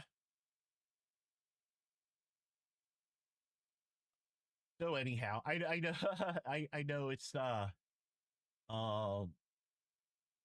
it's a hard subject, for some people, if your faith is, and I think this comes down to it, and I think this is something you brought up. If your faith is not rooted in Christ, in what the scriptures say, you are going to be tossed to and fro. The Bible talks about it. So you see these alien abductions, or you see these alien UAPs, and you're like, oh man, the Bible doesn't talk about this. The supernatural is shattered. Yeah, my worldview is now shattered. Well, okay, then maybe you weren't putting your full trust in what the Bible says, because the Bible has room for those aspects, mm-hmm. for the unseen realm. As Dr. Heiser always puts it, he calls it the unseen realm. Again, I come down to it. I believe the spiritual side is, when Paul talks about a twinkling of an eye, like that's where I believe that's how much, like, just like out of the side of the eye, that exists, you know what I mean? Whereas in earlier times, like say, 2,000 years ago when Jesus walked the earth, people were more in tune with the spiritual side. And as we moved further and further away, we kind of almost reverse back to what it was back in earlier biblical times, when Nimrod and all those guys, because we became arrogant and wise, and we thought we were better than what Christ was. Yes, the gospel has gone out and to the world and stuff like that. But at the same time, we see as the gospel is going out, we see this doctrine of humanism going out at the same time to combat it. If that makes sense, you Yeah. know. So, ultimately, overall, I think in my honest opinion that we are, I don't think that there is anything that, and this is why I think when I even post this to one of my followers, I said, I firmly believe that we are living in a time where the Bible literally says we need discernment, because, the Bible talks about, like, there is going to be a lie coming that even will be able to confuse the elect if it were possible. Now, if we read that If it were passage, possible. if it were possible, that's the whole thing. What do you think is that keeps us from falling for that belief? I think it's the Holy Spirit. Yeah. Yeah. It's like we can't claim that we own all of discernment. It's like he's our guide and counselor. It's Yep. like he's going to be the one saying, "Yo, this is wrong." So when we More so than us. yeah, so Because it might even sound like, wow, that actually sounds nice, but I know it's not right, Right. And that's because of the Holy Spirit. Right, and then I think that's the same thing when we know about when and this is why scripture's so important, because when doctrines come out, we need to start questioning them, even if it doesn't matter if you're a Protestant, Catholic, or Orthodox. You should really be questioning certain doctrines that come out and say, okay, well, where is this? It's not just because the church said so, because the church itself is infallible, because the church itself is made up of humans. Yeah. That's why ultimately scripture has to be We the have to have mark. some kind of grounded foundation that we Right. can point back to. Yep. I understand the argument between a lot of like Orthodox Catholics and Protestants are just that. It's like, where do we place our final authority, so to speak? Right. And Is I it think in church tradition? Well, church tradition has drifted quite a lot far. You know what I mean? And things were introduced into church tradition that never was in early church tradition. When we talk about, like, for instance, in Paul's time. Now there's other stuff that's stuck in Corinthia and Galatia. We know for a fact that there was teachings already affecting the church early on, which is why Paul wrote both First and Second Corinthians and Galatians, to combat against Gnostic heresies that were already starting to creep into the church. And you see the 7 letters that Jesus writes in Revelation. What's the one thing he says? He's like, I hate the doctrine of the Nicolaitans, and the church that has a Jezebel spirit. So the churches were already infected with this stuff.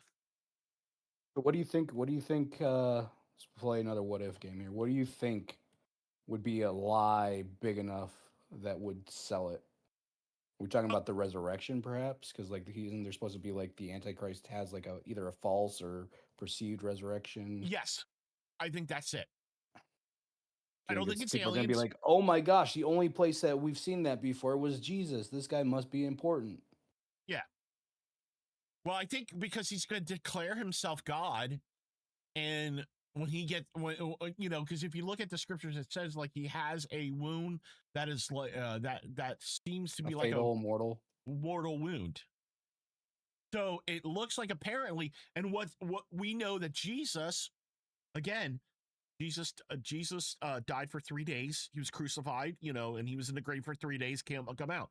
So let's say the Antichrist, who he himself, because he doesn't set himself up in the temple until halfway through the tribulation period, depending on where you fall on your your end times view and stuff like that. So let's say you're a pre-trib. We're gonna say, let's say even if you're a post-trib person, we're gonna, not taking all millennialism. We're gonna keep that out of the out of the thing. But let's say you're a post, mid, or pre-trib.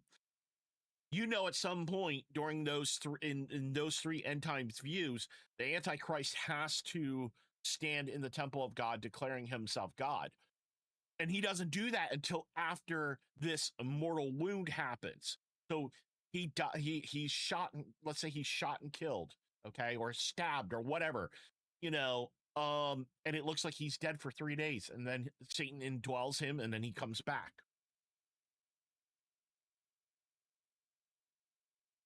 So again, you know, I mean, we are playing hypotheticals and stuff like that, you know, but I think the lie is going to be him presenting himself as God. Yeah. You know, I am on that side. Now, I think that, I mean, I think people, again, just like they do with the whole, you know, Mark of the Beast thing, people like to push and say, oh, well, you know, the alien abduction thing is about the lie. No, that's part of the end time delusion, you know. But I think, again, I think part of the reason why I hold to that, I think that the lie is going to be, again, I think the lie doesn't come actually, you know, this is partly why I, as a pre-trib person, I narrowed down on that view. And if you have the other views, great. I still love you as a brother and sister in Christ. Just from my studies, you know, I hold to a pre-trib rapture. I don't think that the lie is possible, one, until the Holy Spirit is removed out of the way. All right. Once the Holy Spirit is removed out of the way, and the Holy Spirit is, you know, which is also the church, you know, the church and Holy Spirit is removed, per se, and it goes back to what it used to be in the Old Testament on how people were saved, you know, during the end times. And what happens is then, you know, that allows people to be ripe to be deceived. And this is why it's so important for our faith to be rooted in stone, because again, the whole point of the lie is it can deceive even the elect if it were possible. Meaning, while we know it's not possible the elect wouldn't be deceived, God's saying, hey, if it wasn't because of the Holy Spirit, even believers would be able to be. Buy it. Yeah, that's the whole point. So that's why I think that, you know, it is going to be that. That's why I just firmly believe that. I think that's the lie. You know, the lie is that the Antichrist is God, and sadly, a lot of people are going to fall for it. You know, but anyhow, you know what I mean. And I don't think that's going to happen.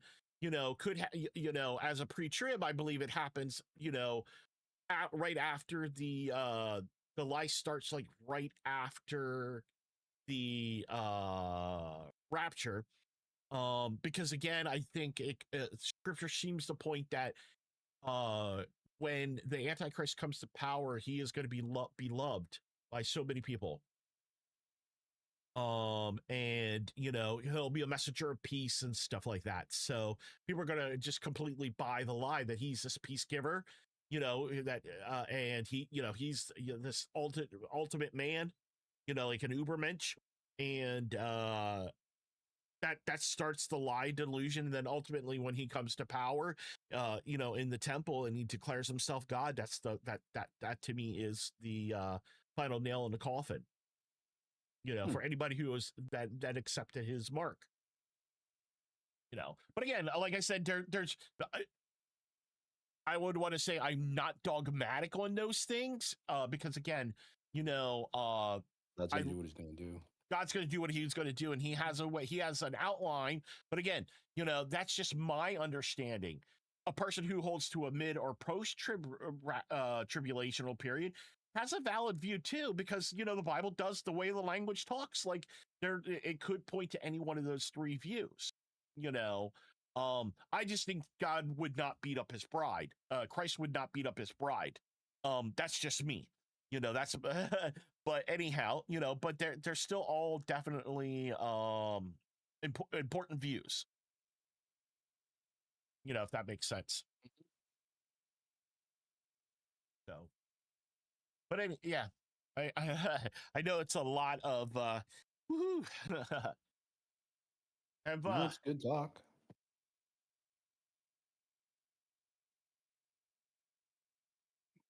I think these are discussions that need to be had, though. Oh yeah, 100%. Like Huddle was having a pretty Hoodle was having a pretty good discussion last night. Yeah, I was watching a little bit of that when he was looking Okay. at the alien files, but Mhm. I didn't really hear him talk about it. I was just watched him going through them. like there was like a lot of things that we were just discussing about, like you know, like why is it now all of a sudden that all this stuff is coming out? You know, there Part of the has, birth pains, baby. yeah, It's all getting more and more intense. right. And I think it's only going to get amped up and stuff Hmm. like that, you know. Um and I'm I 100%. I can 100% say that I'm confident, or that I would believe it if you told me that Jesus was coming, like in our lifetime. I could say I absolutely believe it, but do I know it? It's like we've had ancestors that could have felt the same way, yeah. but it's like it gets so much more intense each generation that you can be like, now it's happening, because it does feel like it's more and more or less getting just to that point, because we don't Right. really know how much further it can go. But so I could confidently say that, Jesus is probably coming back in our lifetime with all the stuff that's happening, but I can never say I know for sure. Yeah, I think the big thing for me is what I, and this is what I come down on, what is solidified to why I believe we are in the end times, Israel. To The me, fact that they are back on the playing field since yeah, the 40s. yes. I think that's a huge prophecy coming to fruition that I don't think has ever happened in the history of mankind, where a nation has been completely removed to be restored. Yep. I know it's not like people can make the argument, well, it's not the same Israel. Well, it's like, I don't think that would be possible, but it's still Israel. It's still called Israel. It's still in the same place. What you want to call that, you know, where they made it happen, uh, it's still there. Well, It not still not fulfills it still fulfills what has been prophesied about. right, and it's not just that too. Is, you know, the thing is, even if you try to come down on the side that the modern Jews are not Jews at all, the problem is you still have to deal with genetics. Genetically, they say they are Jews. You know what I mean? They say they are. No, well, they've been tested. Genetically, everything's been tested, and the people that live there are Oh, Jewish. okay. Yeah. Now, I'm not saying that there are people that aren't Jews that live in I mean, Israel. who's to say how long? Like, you could claim bloodlines too. Like, Mm-hmm. I mean, I can say, well, I clearly have ancestry that dates back to Rome, but there's no way you could genetically test that because it's so watered down by now.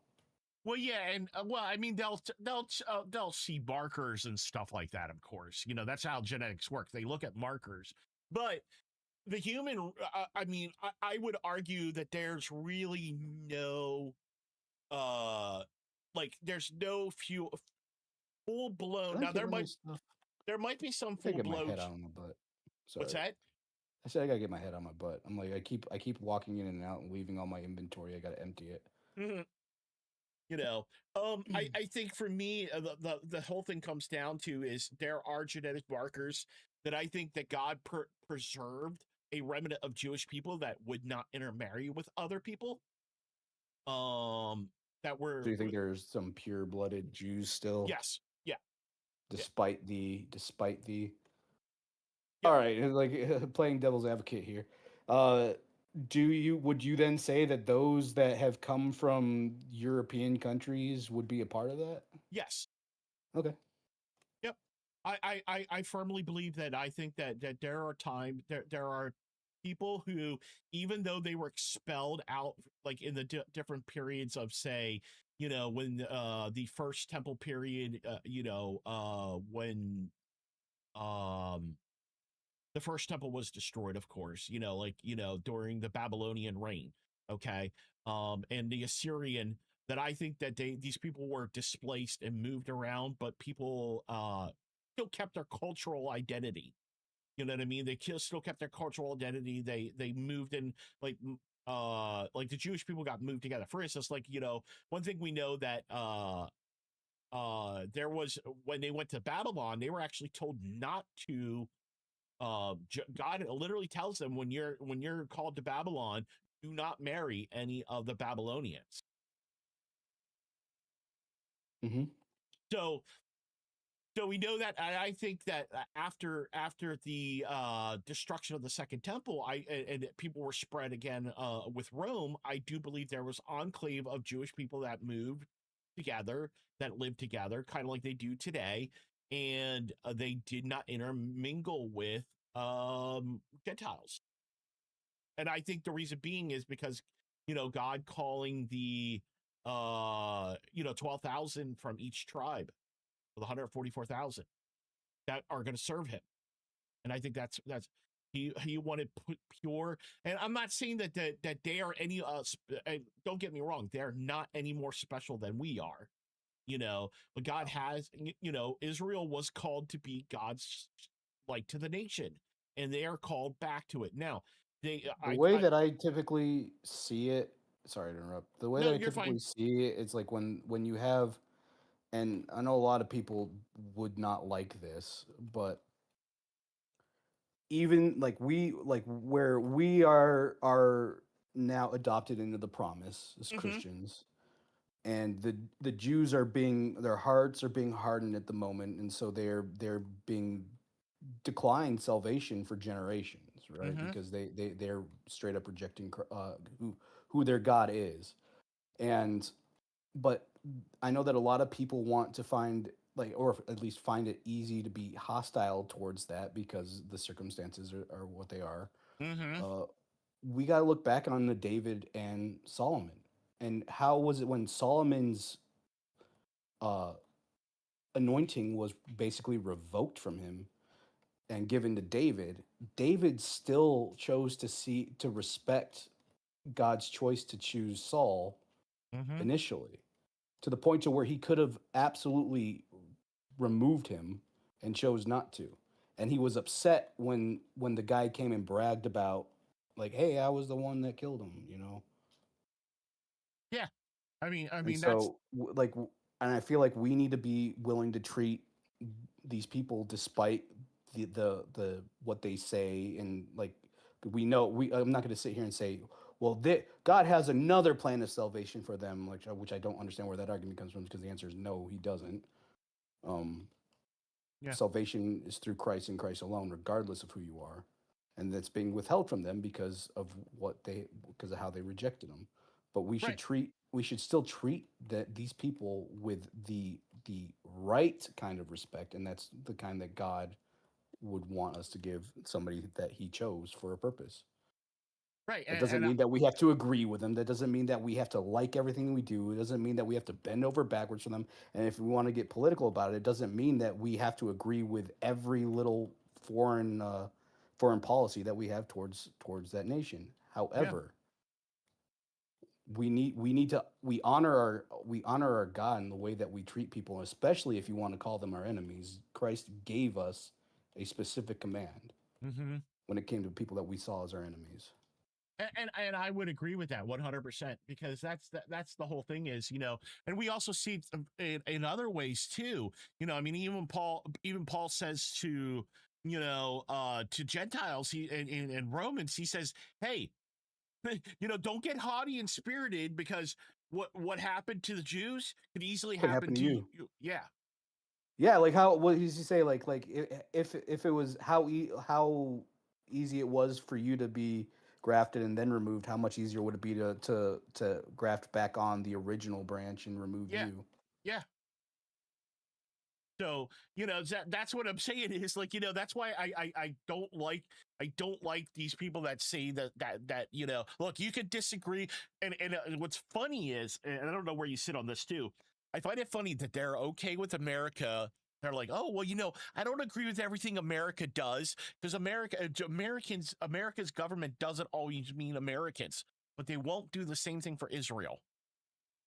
Like Israel, thinking Israel first. Yes. Like it's all like Oh, they'll I wish automatically. every country would consider themselves first. No, what I mean is that what they're saying is that they're not giving Israel the grace that Jews are not equal to Israel all the time. Just like Oh, I see what you're saying. kind of like how it is today. Like for us, like every American, no matter what, we are not our government. You know Yeah, what I yeah, mean? yeah. I see what you're saying. I see what you're saying. Yeah. But it's funny. I always find They out don't that want to extend the same grace yeah, to. the Jews. Yeah, I mean, I've 100%. heard people go back and forth on that too, but yeah, Yeah, where I mean, they'll claim one thing and then they'll still blame the entire group, and then sometimes they'll be like, you know what, you're right, I shouldn't do that.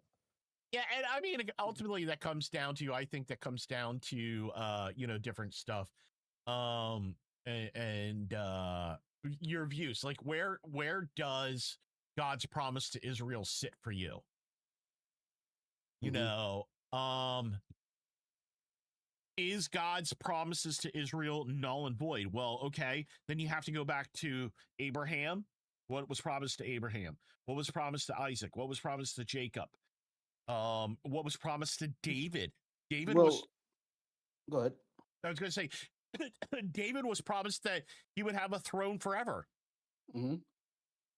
So if Jews are if Jews are no longer part of the redemption plan, then what does that say for God's grace and salvation for the rest of us?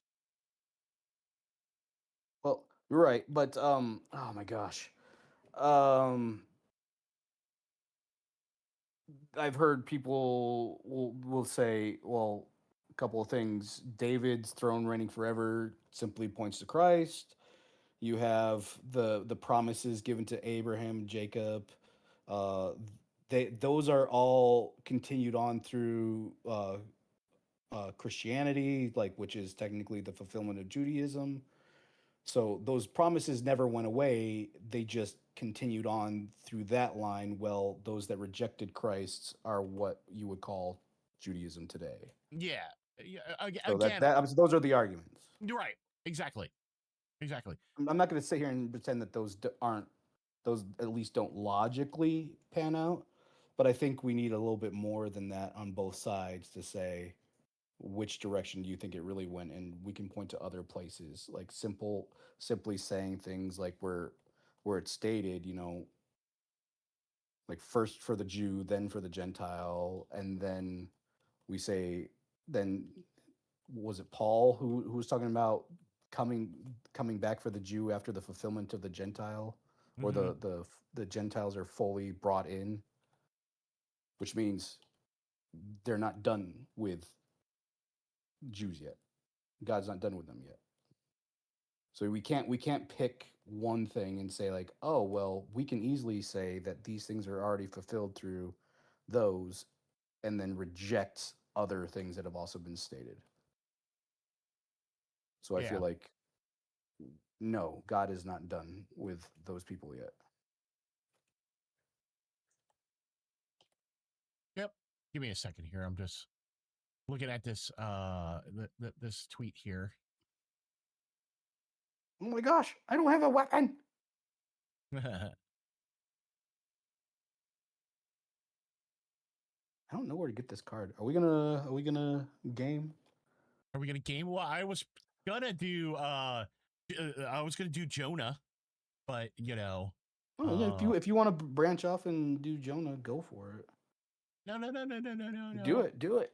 it. I know you were struggling getting your stream up. If you want to do something, Nah, do it. yeah, no, Hi, Walpole. I think we had a really good discourse,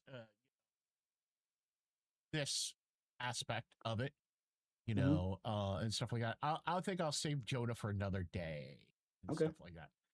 Didn't pick up the gun. That's why. Let me go and find out. Let's see here. Let me bring up Steama. Steama. Let's see here. What do we want to play? What do we want to I play? thought I had Steam up too. Oh, I do have Steam up. We should both drop $9 and get Deep Rock Galactic and play that. I don't have to. I'm a little tight on money right now. What if I I were to gift it to you? Would you want to play it? uh what is it called? Deep Rock Galactic. I think Bob tried to get me to play that. Oh, if you don't want to play, then no. What is it? Oh, it's you play dwarves mining for resources, and you have to fight bugs in the process. Oh, okay. Let's see. Sorry, Yeah. I'm planning on buying that game, and it's just on sale. So I was like, what? A lot of my wish list items are on sale right now. Okay. Wow, they actually Crash have Goblin. they have their whole bundle's $147 if it wasn't on sale.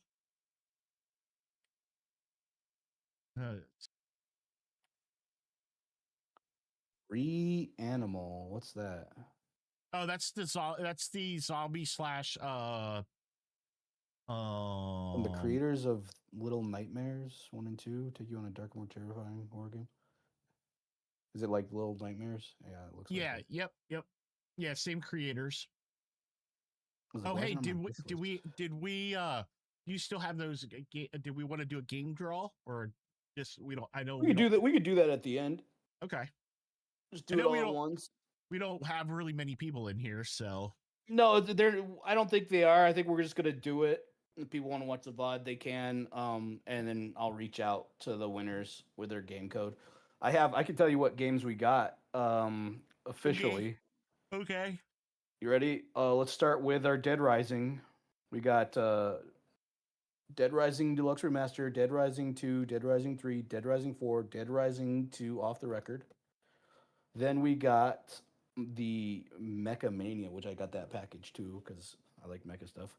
But I don't know. I don't think I've heard of any of these games, which is unfortunate. But they might be fun. Mecha Bellum, UFO Robot, Grendizer, Star Renegades. Did you see these in the package before, or did you not look at that one?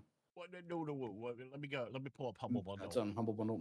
Mechanics Simulator, Vox Machina, Oblivion, Override, Project, Mikhail, Mass Builder, Bounty Star, and then I also got the package Speak to the Manager, which these are all games that I always thought looked fun, but I never tried. Gladiator, Guild Manager, Sweet Transit, Rise of Industry 2130 DLC, End Zone Completion, Good Day, Good Company, Empires of Undergrowth, The Colonist New Lands, Lawn Mowing Simulator. However, with all the games that I bought, I think with the list that we have 1, 2, 3, 4, 5, 6, 7 people. We will easily get through. Basically, everybody's getting one. And I know that I don't know how many people duplicated donations through being anonymous and then not being anonymous. Mm-hmm. But there was a lot of anonymous donations that I didn't hear from anybody that said like, "Hey, this was me." So they might have just been from the same people, or Yeah. or people that just didn't care, which is fine. So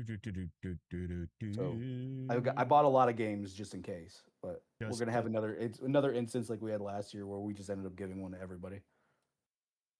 But I'll have a lot of extra game codes if we ever want to do another giveaway. Unless I'm like I get bored and I end up redeeming them myself. I'm just trying to think here, like what I think next year, man, I might change it up to where instead of just subs, because I feel bad that I could include like everybody who's subbed, but I don't know how to find the people who are resubbing and not saying it. It's because can you see who's subbed to you? I'm not sure you can actually see who's subbed to you. Yep. Yeah, you can see. You? Mm-hmm. Because I'd like to add, because I might want to add everybody to that list that sub, because they technically were part of the revenue that I put in. But I was thinking about next year changing it up to gift subs so that I don't forget anybody who subbed, but so that where the revenue is still counted, that it's the people that get added to the board of those that give like gift subs out, so that it's more like, okay, I know who you are and I can put you down for that instead of just waiting for a resub, somebody to like say they resubbed and then actually share it. So if you look at your activity feed, that should tell you, activity feed, that should tell you like what was done, who resubbed, who followed you. Well, yeah, that'll show that. But I'm saying like people, I've noticed that even though you have that activity feed, if you don't like resubscribe and it's just auto, it will not let me know unless you hit the share button. Oh yeah, because they changed it. Yeah, which so that's a bit obnoxious. So I don't know who else I should be throwing on here. Oh, I'm dying. That's true. So that's why I'm thinking like just getting rid of that, so I don't like feel like I'm leaving people out, and just say, okay, if you do a gift sub, that's more like noticeable. Yeah. And because like it's harder to force people to hit that share button too. So gift subbing is more on the nose. But I don't know. It's like maybe I'll just keep it that way. If I could just maybe I'll just tell people like, hey, if you're here and you're resubbing, make sure you let me know. But I don't. If it also feels weird to force people to do that. Yeah. I don't know. But also, what was I also thinking of changing up for next year? Maybe different prizes. Maybe we could do stretch goals. Like if we hit $100, we got to do something. Yeah. It's a shame we can't get more people to come. My ability to market streaming is terrible. Like I should probably maybe that should just be a goal. Is this the rest of this year is just try to market myself and just gain followers. But just to try it out, like see if I can't reach more people so that when the time comes next year for it, Yeah. I reach a lot more people. My reach is what, and excuse me. Also, I don't post enough on X, so I don't think that a lot of my stream posts are getting visibility from a lot of people. So I need to be more active on X to get seen by more people there. Which I'm lazy. I'm not a social media guy. I'm lazy. Oh, I wanted to tell you, there's a lot of new games coming out that are in the same vein as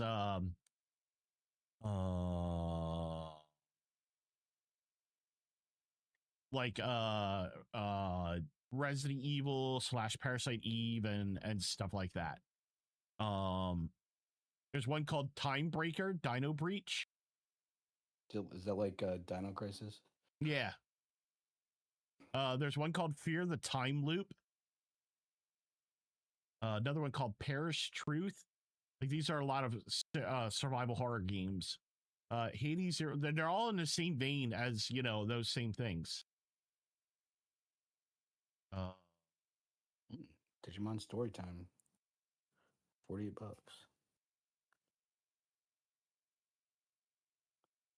I'm gonna switch up the game. They got one here called Ground Zero. That looks really, really cool.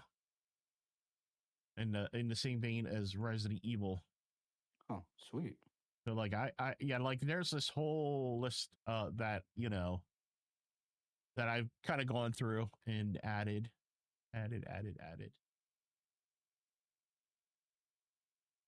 I haven't played Palworld in forever. Phasmophobia. I still need to find a crew to play that with. Oh, actually, hey, there's a question to ask you. Do you think that Phasmophobia is too borderline on something like a Ouija board? So I can see where people are talking about that it could be. I'm on the side that I can't say that that stuff opens portals because you can level it against Resident Evil. Interesting. Okay, so my thought here is like I obviously don't think so, right? But my thought here is that is it possible like people who play the Ouija board, because I know people who play the Ouija board before and they've never had experiences. I've heard from people that have had experiences. Now, could it be that one is more susceptible to the other? If somebody is treating it strictly as not real, it's a game. I don't believe, my heart's not in it. There's no way. And they're not thinking this. It's just naturally just their state of being to where there isn't anything of it. Are they less susceptible than somebody who's playing it thinking that I'm actually summoning somebody? Meaning, if I'm using a hammer on dirt and just pounding the hammer, it's not doing its job. So I'm not treating it as the tool that it's used for versus I'm using a hammer to nail something in, it's actually serving a purpose. Would be the same. The person playing in the dirt would be the guy who's, I'm just playing this as a game because I don't believe in any of that stuff and I'm not even trying, versus somebody who's like, I'm going to use this to actually summon something.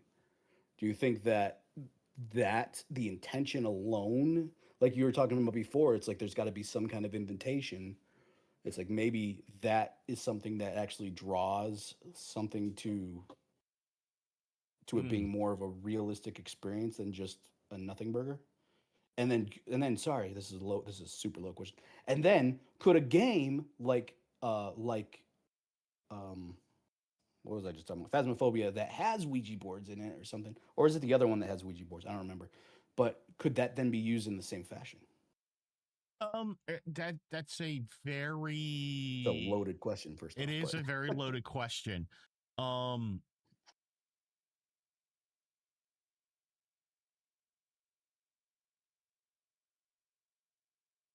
yeah, that's a very loaded question. So is it every time that somebody plays Ouija board, does it summon a demon? No. Right. Can demons attach themselves to stuff? Like Yes, maybe you specifically have a Ouija board that a demon attached itself to. possibly. That'd be Uh interesting. um could you summon something and that summoning then attaches itself to the Ouija board? Yes. Again, I think that's why God says about not messing around with divination and stuff like that, because you run the risk of summoning something that shouldn't be summoned. If that makes sense. Yeah. Man, I'm itching now. Itchy. Sorry, that sounded weird. I'm not itching to play a Ouija board or something. I'm looking at my list, and I want to see if there's something I want. I got Mighty Morphin Power Rangers. Rita's Rewind. It's 45% off. God bless you. I should probably stick to the games that I actually have. I haven't played a lot of these games in a long time, man. Dead as Disco Demo. I know that game just came out.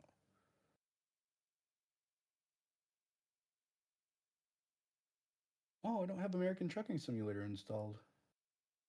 I need to reinstall that. No. Yeah. Why isn't that installed? I'll play that one. I mean, I haven't played that one in a little bit, but I feel like I streamed that just before the charity month. Mm. Let me turn back to just chatting for now.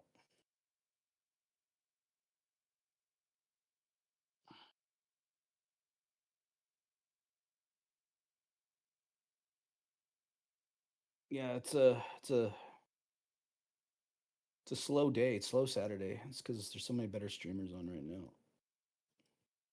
I mean, we just need to wrap this month up, anyways. I'm okay with that. We reached our goal, and then some. Praise God. Nice. And yeah, it's like I'll take that. No. So I'm not gonna discredit streaming ever because God has blessed me with enough people to show up that have given hearts. So That's the important thing right there. yep. Next, we got to do a charity stream for broke streamers that need better computers so that they can stream better. Yeah, the problem is though, like how do we get them their stuff? You know what I mean? Oh, I probably would just do it through Throne or yeah, like a personal donation thing, or I would ask specifically. Well, I think I would rather just do it like my own personal donation and then divvy it up. But I know people don't like that because they wouldn't trust it. It's like I wouldn't steal that money. That's stupid. Like I would hand that over. But would I hand that over to them, or would we use it towards like a pre-built PC, which they're tend to be overpriced when they're pre-built, but Yeah. it's a guarantee like, oh, here's a good setup for you and we have the money for it and we just buy it for you. Or do we get their personal thrones or whatever donation thing we have? So I think like Or do we just need to go like over to them and say, stop being a whiner, put up your throne, beg for donations, beg like a man. The donations beg for like your a new computer, for your new beg, computer, beg, and we beg, don't beg. have to do a charity stream for that. But I Yeah, mean, I'm like, there's some better people out there than me. It's like God's blessed me with enough money, fortunately, that I could afford a new computer myself, and I know it's not the same for everybody. And I know that there's some people out there that I know could probably do better for Christ than me. I mean, or do better serving Christ with a new computer than me. So it's like, why can't I help them out? yeah. But that's why I was saying earlier, like that's a big thing, the Lord has blessed me with some good stuff, more than what I can beyond measure and stuff like that. So yeah, I don't know what I want to play. I'm like, it's hard. It's like I'm kind of not, I don't know. Not feeling it? No, yeah, I'm just not feeling like lately. I think because we played Species Unknown the other night. Yeah. How'd that go? Went pretty good. We tried we tried a one on Nightmare, and yeah. Yeah, dude, like I once soloed a nightmare run. I think I was just extract I was either destroyer or an extract, but it was difficult. Hold on, what was this? This was May 4th. So you guys must have played with this one. Single use capsules. Yep. Each capsule respawn capsule breaks after one. Is this a new mod? Yes. Okay, so this modify so you have a modifier that so if you die and your spawner is used, it breaks and you have to go find a new one. Interesting. Correct. Yep. I really can't wait. Like I know as much as a new specimen is cool. I really wish they were doing the map before the new specimen, but Yeah, I would rather have the map. I kind of want the then again, we don't go in the lab too much anymore, do we? There's not much reason to go in the lab. Yeah, actually we were in the lab last night with Squidbert. Were you like I think maybe my real problem isn't so much it's I need more quests. I don't know what to say, like more tasks than just find the gun, you know, Yeah, like find the extraction box. Like we were Kill talking the about. monster, which is fun because then you have to go find the gun. But I'm saying like is there something else you could do that is required of us to access like make something in the lab important to in order to do something in crew quarters, or maybe there's like we need access to something in the lab that it's in this we have to go to the science quarters, the scientist quarters to find a key card or something like that. Yeah. Like we were talking about like like some things they could probably do like as modders, like things we could do like if there were mods like that would come out from the community, like have it where maybe we're like you got to fight two monsters, or one you have to kill and the other one you have to extract. Ooh, like if there's more than one monster on board. Ooh, Yeah. okay. Yeah. Or maybe like you have to kill the monster, then you can blow up the ship. Yeah. Or the other So like thing. blowing up the ship is a 2-for-1 on that one though. Yeah, that's true. But like you're getting like checkpoints in the game for more realistic things. Like maybe you have to find and extract a intel, and that maybe eventually leads down to the road to another new creature or a base or something like that. You know what I mean? Yeah, Like, yeah. It's just it just needs a little bit more. Not that I'm like super bored with everything yet because I still have fun, but you're right. Like It just needs more steps or more things that need to be done or more things that can be done. That maybe you even have optional things you can do that makes it easier to do something, but you risk getting caught because you're Like, wasting time. like for instance, in the laboratory. So you get into the laboratory, okay? You have all those creatures that are in the containment field, okay? You know that they're in the area with all the water, and they swim in the water and stuff like that. And you know, if you break the thing, it releases the creatures and stuff like that. So why aren't you going through and killing them? That should be a mission. Like eliminate the species on board, or maybe there's like not just an extract, is like you have to extract with one of those specimens or something like that. Yeah. Yeah. Yep.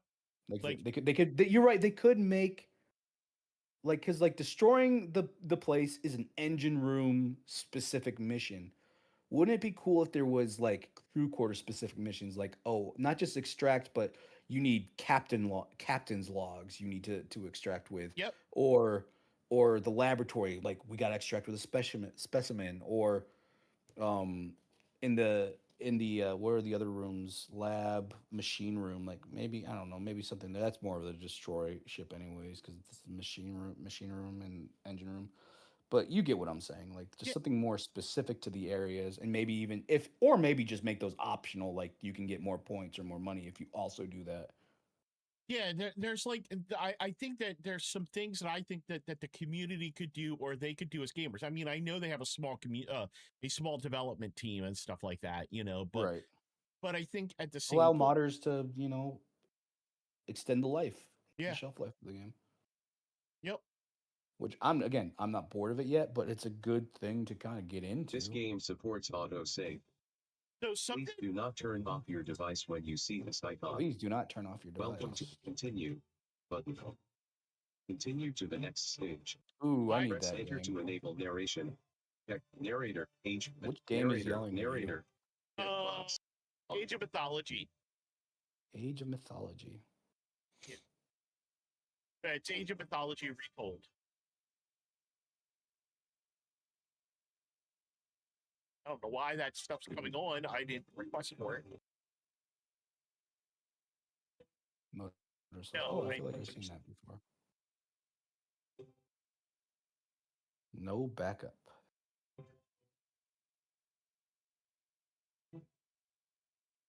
okay. So did you beat Resident Evil Requiem? Yes, I did. Without spoilers, what'd you think? I loved it. I, I Alright. thought I thought it was. Give me a second here. Okay.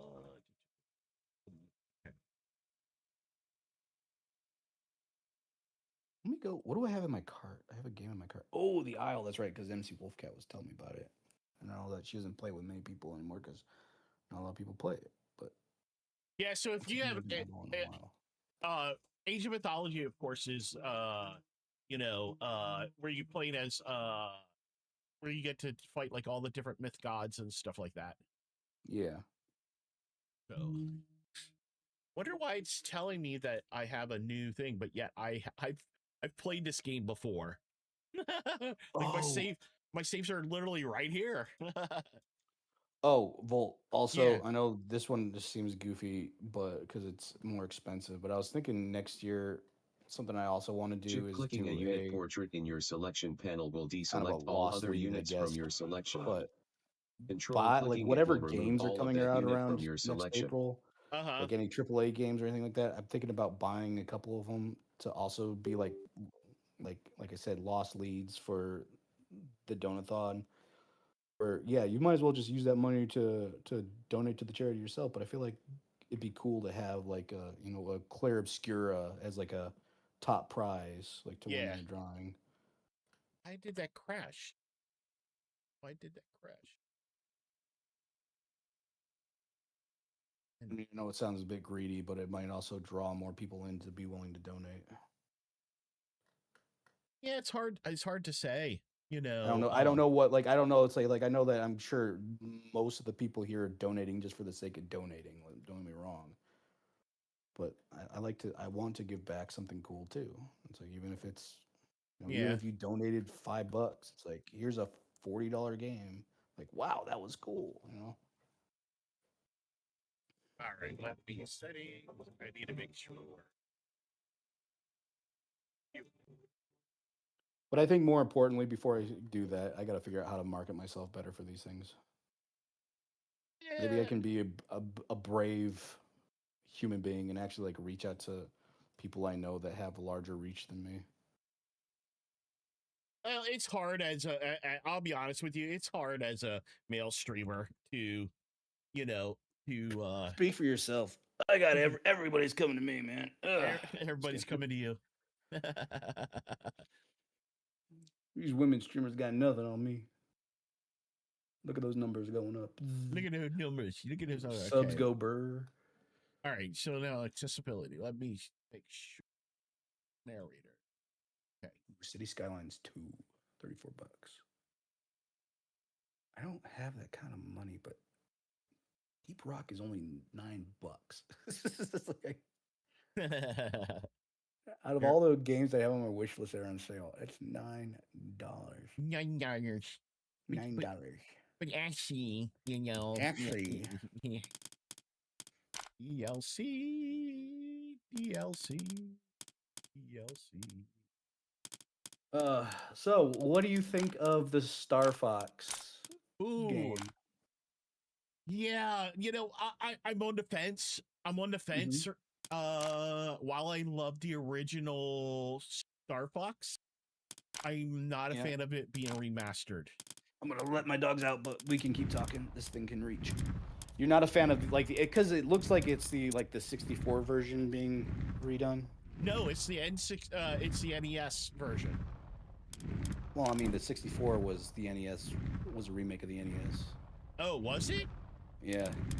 Okay, so now basically, yeah. Sorry, yeah. The 64 version was a remake of the first Star Fox, and so just based on that they were doing the same exact run through at the beginning of Corneria, from what I saw on the direct, it looked like it was just more the same. Which I don't hate it. But I'm kind of tired, like you said, of the remakes. Like, wait, you did say that, right? Yeah. Putting words in your mouth. Okay. Yeah, I'm just tired of the. We don't want to do anything new because we're afraid, and so we do it. Granted, as much as I dislike Nintendo, they have tried different things, multiple different things with Star Fox. Some winners, some losers, right? Yeah. And so maybe I can grant them a little grace going back to this. But let's be honest here. What is the biggest controversy surrounding the new Star Fox that you've heard? Oh, I don't know. It's the design of the characters. Oh. What do you think?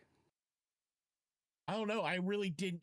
I didn't sit down there and take a look at them 100% to see what it is.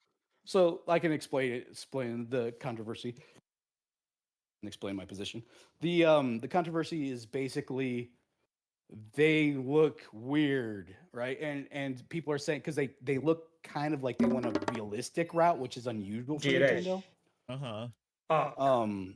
And some people are trying to point back to say that, well, they look more like the puppets did, like that they used as the mascots in the NES version or the SNES version.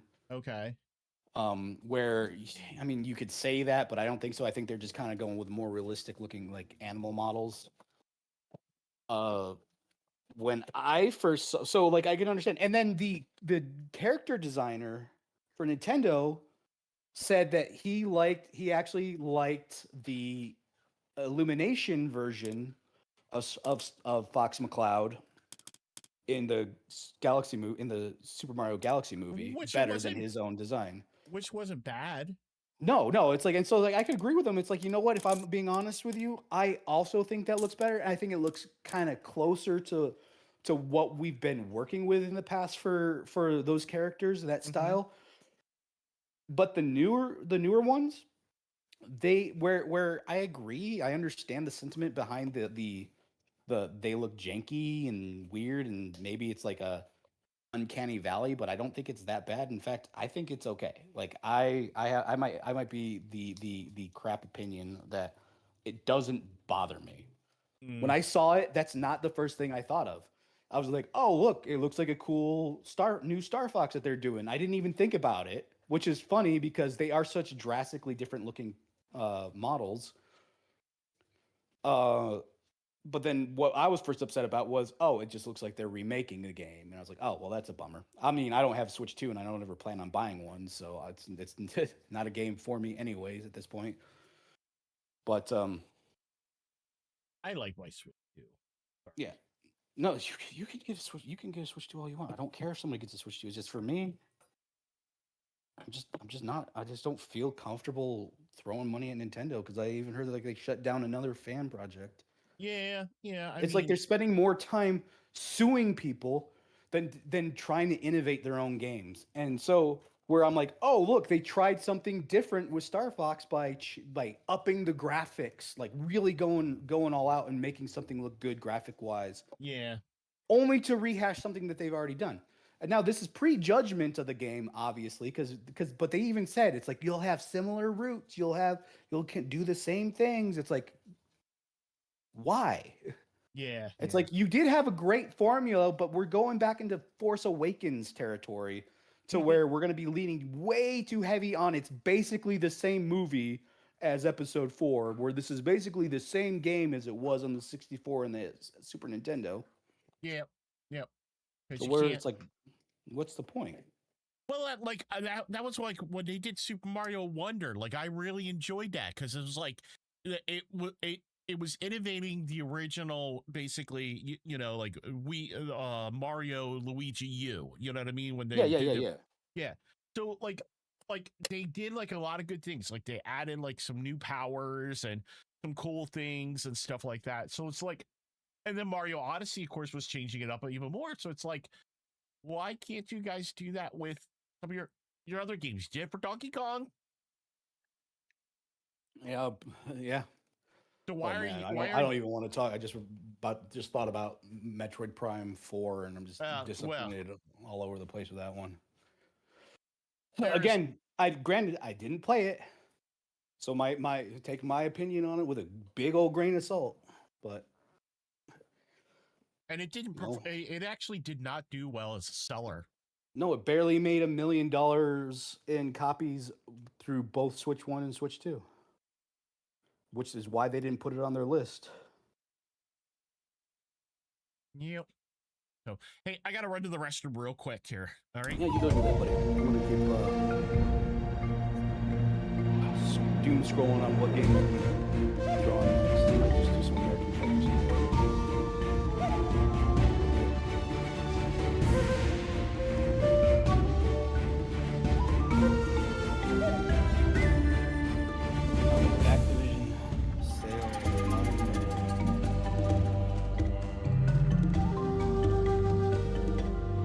I don't know if is anybody out there in the chat world? Is there any games that you've been looking at lately, or a new game, indie or triple?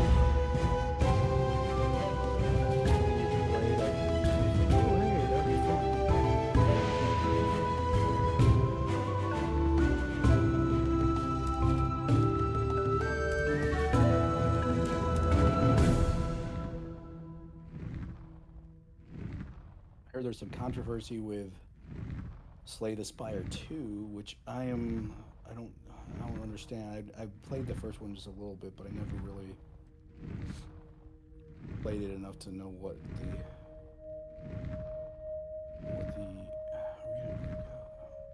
oh, that's right. How's Marathon doing? I haven't heard any of it since its launch. Now, it was a fine game for an extraction shooter. It just didn't hook me. Oh. Initially, a lot of the complaints for it didn't really make sense for me, just because it just wasn't anything special. With all the other extraction shooters out there that I play, it just wasn't something that I'm like, this is gonna be my new one. I wanted it to be. I really did. Because Well, I guess that's not true. I mean, I did want it to be because I wanted to be wrong about my assumptions when Bungie decided to resurrect an awesome IP, in my opinion, and then turn it into this is the type of game that's making money now. Which, business-wise, I get it, but as a gamer, I hate it. I hate it. I hate it. I hate it. It's like I just make a game that's fun. Well, I guess those are fun too. But I mean, I'm saying like if your game is fun for people, people will buy it. Stop looking for the cash cow. But you can't tell a company that has quarterly bottom lines, you know, that's what you need to do. I just think these people forgot what brought them, these companies, to where they're at today. It wasn't extraction shooters. It wasn't battle royales. Look at the games that these companies are built off of, that grew their popularity. And it's like they decided to trail away from that to go after the car, chase the car, or whatever the new car coming down the street is. Whether that's some kind of loot box extraordinaire game or extraction shooter or battle royale. Just whatever flavor of the month is making somebody lots of money in the moment. Now, I don't know what their revenue streams look like at the end of the day when it comes to this was worth it. Because maybe it's making them money, and I'm sitting where I still don't like it because maybe those games aren't the type of games that I like, even though I do enjoy them. But I'm just saying, like, I've always been more of like a single player guy, which is why it's like these games aren't for me, but they're still playable by somebody like me. But if they're making them money, it's like, how can you tell them no, right? Like, if they're actually being successful in making them money, compared to let's say Marathon was a Halo, like now, let's not say that it's Halo, but it's like a single player epic. They decided to revive the idea, and you actually are going through you end up having a 1, 2, or 3 sequel franchise with it, right? Like they did with Halo.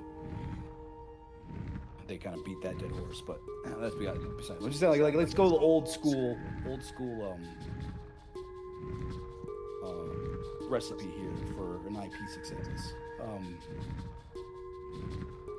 How much money do they make selling those games, and how much do they cost versus a game that sells for 20-30% cheaper than what you would normally sell a AAA game for, plus whatever money's going into it through other means like the loot boxes, cosmetics, you name it, in-game currencies that a lot of these games have, where you're not just spending the $40. You end up spending hundreds of dollars, you know, not everybody, but you have those whales. Are they making more money on the one game, maintaining the one game, through all of that,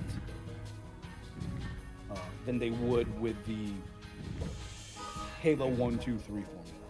We're ignoring 4 and 5, which for the sake of it.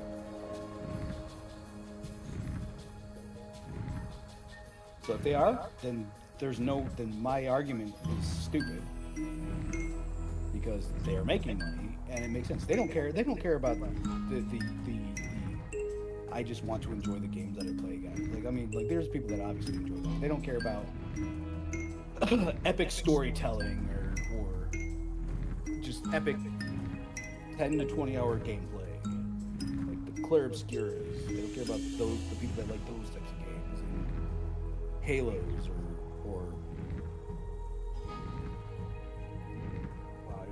I don't just, you know, those single player focused games that have co-op capabilities,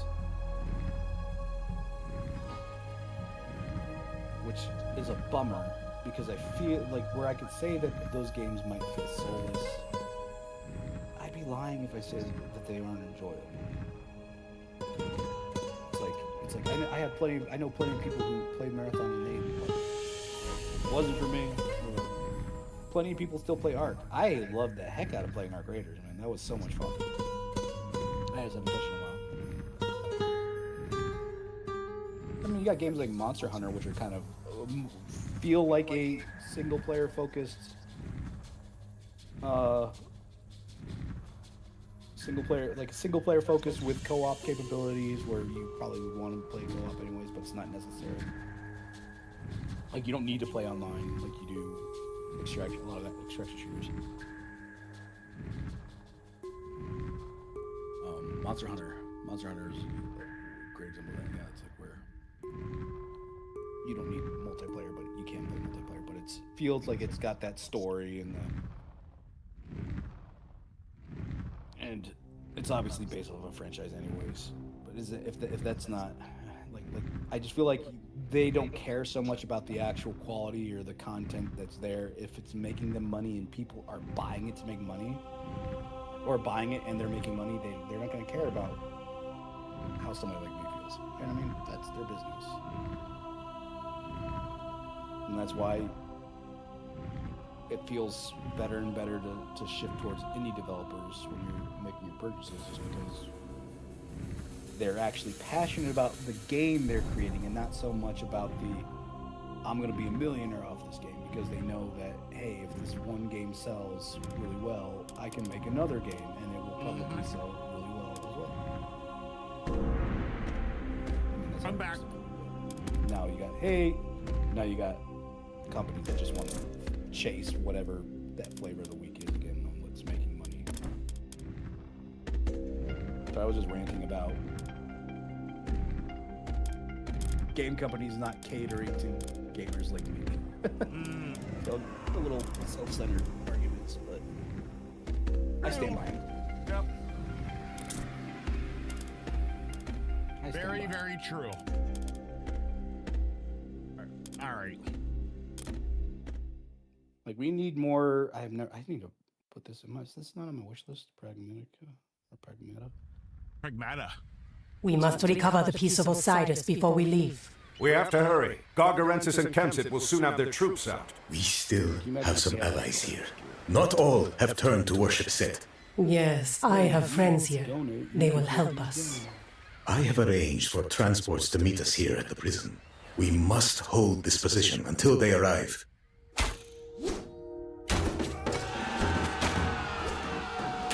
Oh yeah, me and Kobe.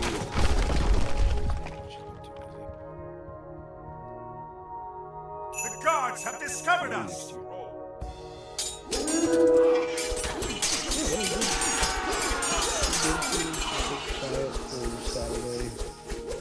Yep. So I don't think I'm getting any more donations thrown in here today. Yeah, I don't think so either. All right, give me a second here. I'm actually gonna. I want to turn the music. I just got to turn the music down a little bit. Oh, you got to turn it up. Oh, my coffee's Roche, say hello! I actually got to grab food. Oh, did you? Yeah. I don't know what I'm gonna do today for food. Oh, I gotta grab my mug. Prostagma? No. Transports I use arrive. the We must water flee to kettle our allies' area of the city. so that I can do instant coffee and make. Ulume. I'm not allowed to drink that much. Into you. That's a limit how much caffeine I have. It's so much Enrage. fun, people. Oh wait, but you want to do it, so it's better than dying. Yeah. Tying that back into the point of the charity. All right. So I was sick for the first time in 4 years. Yeah, you were saying. Yeah, it's crazy. It's like when you start to like, and it has to do a lot, I think, with the fact that I'm also introverted already, right? But after my Pirate ship during on our tail! dialysis, which I also didn't get sick, it kind of Into you. limits you on whether or not you can go out, right? Especially at night, because I was doing the at-home dialysis, which, as much as dialysis is a godsend, it really is kind of a ball and chain that holds you back on your life. But you're extending the life of your kidney, and you're able to survive. I mean, I guess it depends on how well your kidney's doing when you're extending the life. It's not necessarily, but it's doing work. Whether you're doing the going in every couple of days to do a blood cleaning and dialysis machine, or if you're doing the PD, which is the one that they actually fill your abdomen with a liquid that's like, I think it's got like lots of sugar in it, and because of that, it helps absorb a lot of the water out from your body, and it filters it through this membrane you have in your abdomen that actually ends up behaving an awful lot like a kidney, not perfectly, but then you drain that out, and you're basically good to go for the day. And you could do it throughout the day too if you wanted to, but I chose to do it at night because it was the least intrusive. But the machine at times can keep you up, because if you're sitting funny, it will beep at you, and you have to like wake up. It'll wake you up, and you have to fix the line to make sure that like it's pumping properly and it's doing its transfusions or whatever. Oh geez, and yeah, so it's not pleasant, but it's better Welcome, than Arcantus. We have meager resources, there are but we times know that I the city definitely well. question that. I'll be We open will and help honest. you recover There's the times that I Osiris piece from question that throughout the process. Gary. You know, remember the Jesuses. In what? Through it all, you'll be fine. Yeah. That's... But yeah, after that, then it came down to Kemsit my moves immune this system Osiris during piece around the recovery city was to low. keep You it have to safe. make sure that goes up. It but will then move mine again soon. took a dive into the lethal area, to where I was basically forced to self-quarantine for months afterwards. So I got really good in a bad way of not getting out there. Like my habits changed so bad that it's hard to do anything. It's like I've gotten comfortable not being active socially. But on the positive side is that keeps you healthy. Because if you're not going out to a lot of family events, going to hang out with friends unnecessarily, you tend to stay away from a lot of the bugs that are going around. Right. So your mindset starts to change in that sense too, to where you know how to avoid getting sick, even if it's accidentally. Okay. Of course, then you decide to go down to see your nieces and nephews because you love them so much, and despite the fact that you knew they were sick a week before you went, you thought that it would be fine against your better judgment. And you still got sick. See them. You still got sick, yeah. I mean, they like, I'm not mad at anybody. I don't like blame anybody for that, but they were. I was told it should be fine. When I got down there, they were still coughing and hacking, and so I kind of just accepted my fate at that point. Understandable. But there's procedures. There's procedures for this. Like when it happens, you. Oh, I need new paper towels. I'm like walking around getting coffee and talking downstairs. Sorry if anybody's chatting on chat. I don't think anybody is. Because you can see that too. Yeah. Nobody's chatting. Okay, good. I haven't missed anybody then.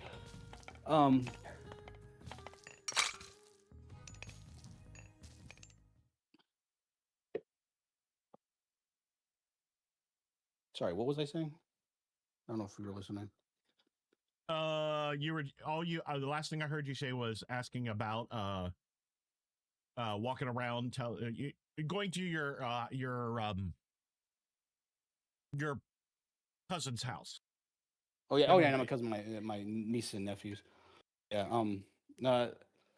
I don't know what I was gonna say, but I might not do that again, just because it can be dangerous. Oh yeah, the procedures that you have to do when this happens is like you have to monitor yourself first.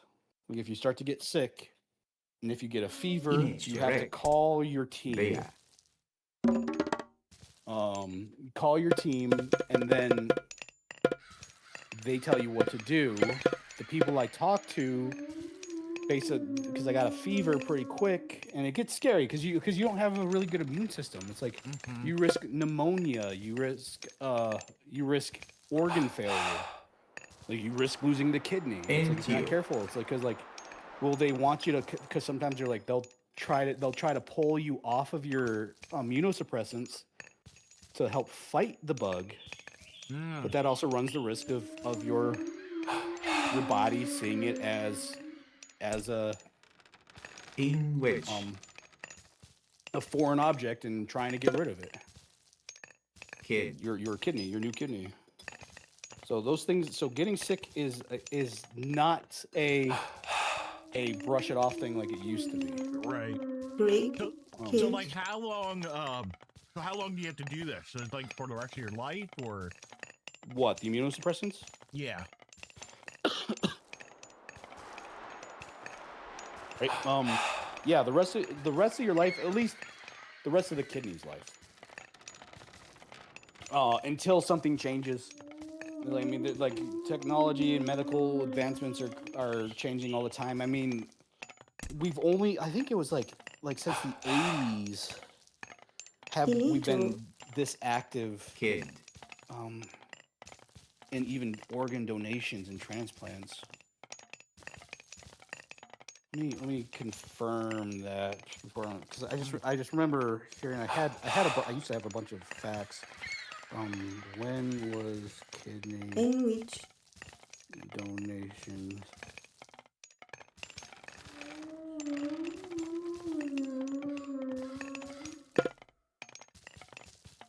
kid, Not the right word. Greg, kid, Perhaps if we were to destroy the lighthouse, the pirates would not be able to sail into the bay. Oh, it's the minimally invasive stuff that's been around. Apparently, first successful kidney donation was in 1954. Drugs like azothrampine was allowed for transplantation between unrelated or non-identical donors because the first two were twins. Cyclosporine was revolutionized in the 70s to reduce rejection rates. And the 90s, technically, laparoscopic, minimally invasive nephrectomy has sufficiently improved donor safety recovery. So, anyways, so it keeps getting crazier and crazier, like the advancements that they're making in transplants. It's become so much safer. Kidneys are lasting so much longer. I mean, if you're like a perfect match, which is very rare, which is like number 6 on the antigen scale that they use to grade like how good a transplant's going to be between donor and recipient. Okay. It can last up to 30-something years. I think for me, mine is around 15 to 20. Okay. Doesn't mean it can't go longer, and it doesn't mean it can't go shorter. Again, like sickness can affect that. Your diet can affect that. How much water you're drinking can affect that. Getting cancer, which is a huge risk, can affect that. Right. Because like you get like skin cancer is apparently the most common cancer that you get if you're on immunosuppressants. So you got to wear sunscreen all the time. Yeah, you can't be out and around with bugs like mosquitoes a lot because you risk West Nile, which is super dangerous for somebody on immunosuppressants. Right. So bug spray and sunscreen all day, every day, baby.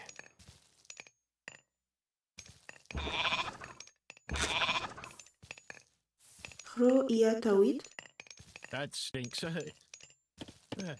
did you lose both kidneys? Did I lose kidneys? Yeah. No. I mean, there's no saying how active. I mean, I'm sure if they wanted to, they could see how active my older kidney was.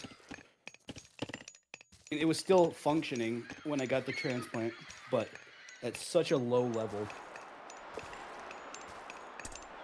that it's basically dead. That this new kidney is supposed to basically take over its job, and the body apparently can recognize that or something, to where it stopped. The other kidney just stops functioning. Yeah, so it's very interesting. I'm not sure if that's just because it lets it dwindle and die, or if somehow you're like, I don't know if it's something that they did in the surgery to redirect things, which I don't think is the case.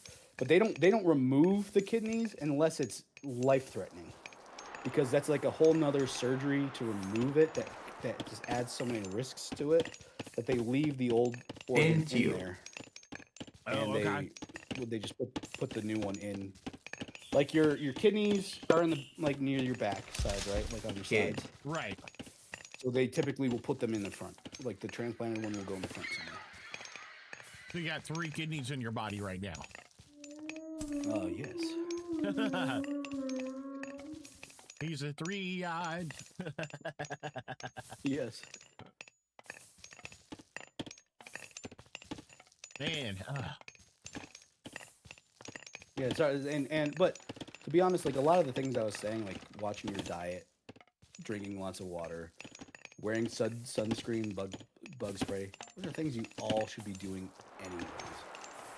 But it's just more or less, I have to be conscious about it to make sure that I'm doing it. Anyway.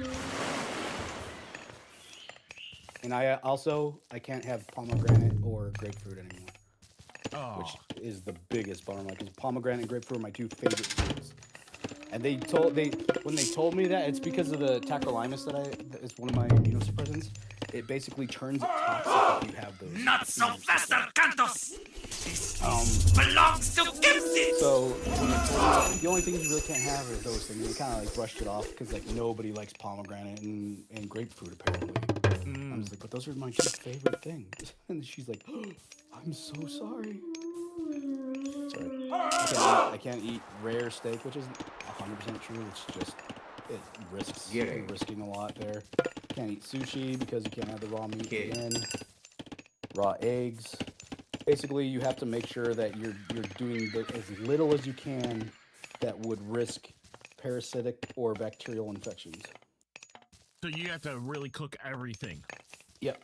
I can't have deli meats for the same reason, unless they're like freshly sliced or they've been prepackaged. Because like if you go to like a sub shop, the meats are technically sitting out. If you go to a deli counter to get it, it's like the meats are technically out, so they can have contamination. And they're cold cuts. You can eat those cold, but for me, I have to basically heat them up by throwing them into a pan or into an oven and actually heating them up to a certain temperature. Excuse me for a second. Makes making sandwiches a pain. So no BLTs, baby. So no going to Subway or anything like that. And I used to eat Jimmy John's all the time. And I'm not sure about Chipotle. I just haven't eaten Chipotle since. Because like I know that they said like those kind of places run risks because everything again is out in the open. But it's nothing to do like you can get away with it. You can get away with fast foods. You can get away with things like that. It's just you got to be careful. And which style? Buffets are a no-go because of obviously cross-contamination from everybody and their mom breathing on the food. Right. A lot of times when I'm at places that have like events or friends' houses that have like serve yourself options, I can't do any of that. All right, so should I go with Toth or should I go with the Cyrus? The Cyrus? The Cyrus? Okay. No, well, yeah. Who are we talking? Yeah, do what I just said.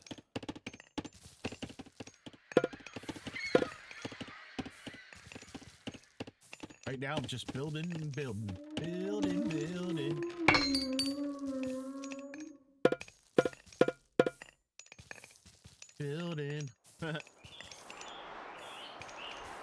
So these are things that they talk about with you too before you go through it. It's like they don't want you going through it without understanding, like, the lifestyle changes that you're going to go through. Like I actually had to have a conversation with somebody who was kind of afraid of it. Like they weren't sure what they wanted to do. So I talked them through it. I don't know what they ended up deciding on. It's like, that's their choice. They can be on dialysis the rest of their lives if they want, and that's not like I'm not shaming them in that. I'm just saying like if they feel more comfortable doing that, then so be it. It is not as safe or as a enduring as getting a new kidney, from my understanding. You're basically just on borrowed time. I mean, on borrowed time, but because your kidney fails eventually if you're on dialysis, regardless. And now you're literally living day to day based on the whims of the machine. The benefit of getting a transplant is you have an actual working organ. I mean, there are complications like I've described that go with that, but it is the better alternative, right, than dialysis. But I know of people who've gone a very long time on dialysis that will never get a transplant. They just don't care to get a transplant. And again, that's their choice. It's like if they're okay with that, so be it. I'm not gonna make that decision for them. But you run it there. But dialysis has its own risks.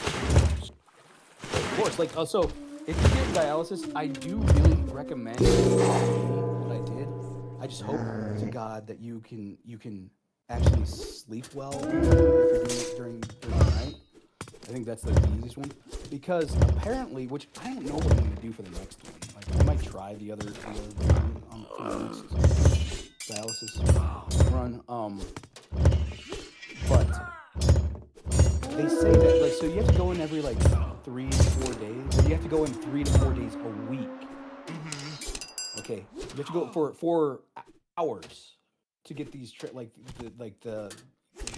blood to be run through the machine and cleaned out, right? So a good chunk of your life is taken up by going into the dialysis place, getting it done, and by the time you have to go in, they say that you feel hungover because your body is building up those toxins throughout every day, right?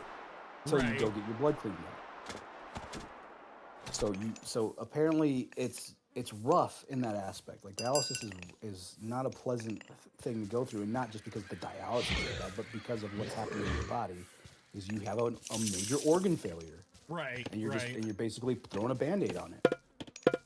The PD is nice because not once have I ever felt sick or anything like that due to it, other than just obnoxiously tired all the time, and it really messed up my sleeping schedule. But I load up the. You go through the rituals, washing your hands, cleaning this stuff, making sure your port and your site is clean. But you weigh yourself. You basically, based on that information, that you get what type of solution you need for the night. You plug that in and you set up your drainage system, which goes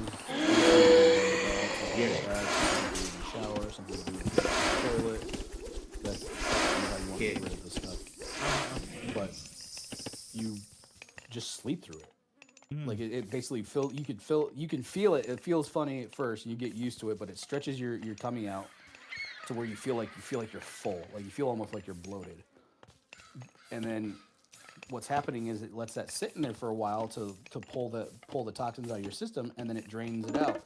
And then it goes another, and then it fills it up again, and then it drains it out. And it does that a few times a night, until you're out of solution, and then you just wake up in the morning and you just get rid of it, and then you just your port is just you have your little tube. It's they call it your PD catheter. It's not a catheter in the same sense. It's just because it's coming out of your abdomen. But you see, I had this cool little belt that you could slide it in and Velcro it up. So it just stuck right on your side. You didn't do anything. But yeah, it's the least invasive in my opinion. Other than you have to go to bed at a certain time.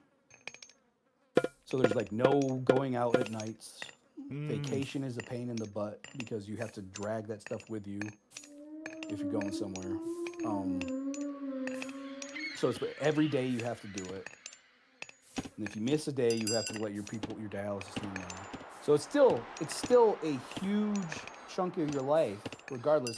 But compared to having to go in every few days to do it, it's the least invasive in my opinion. because you just sleep Right. through it. And you don't even notice it, and then you just get up, empty it out, and you move on with your day.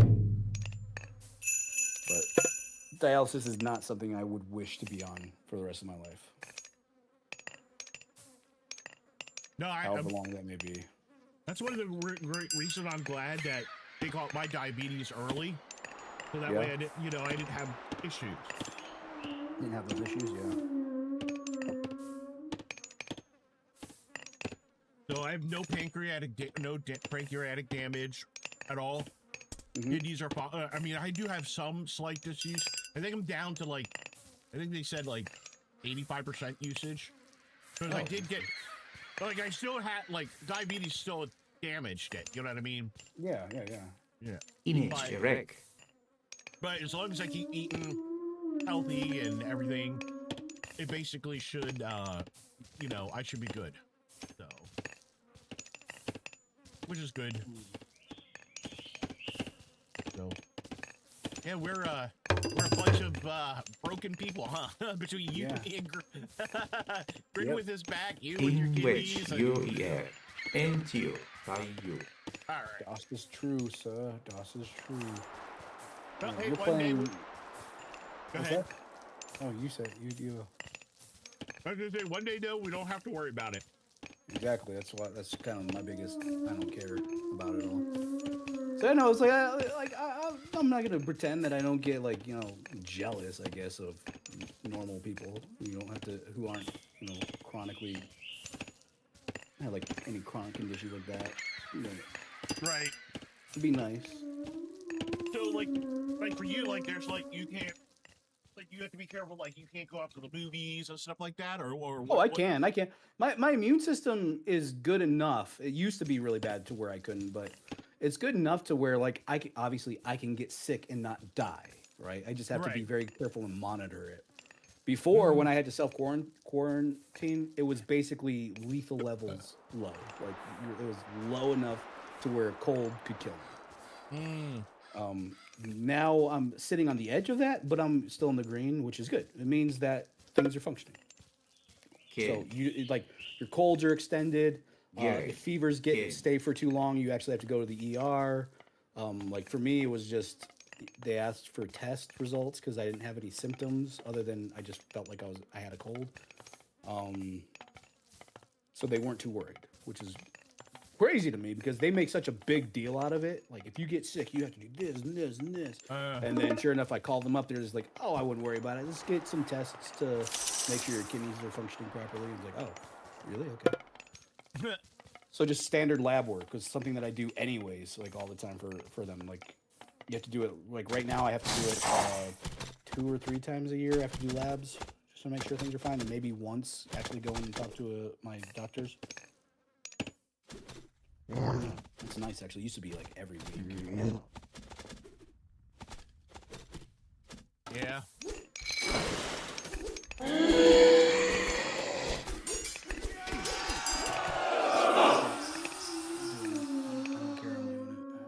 Enito. And which tayo are you refer?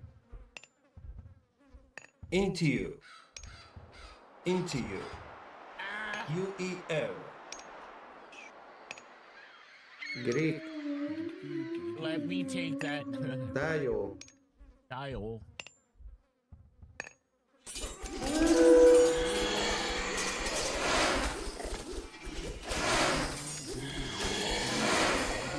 Oh no.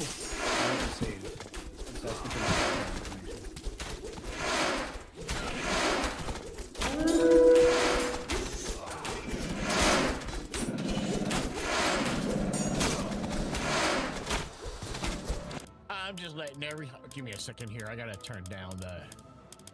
Oh, excuse me.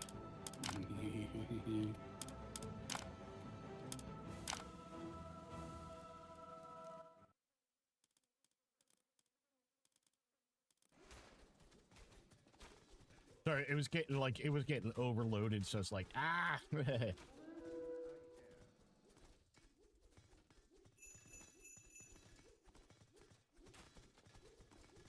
Take it down there. Have you ever played this game before? Age of Mythology at all?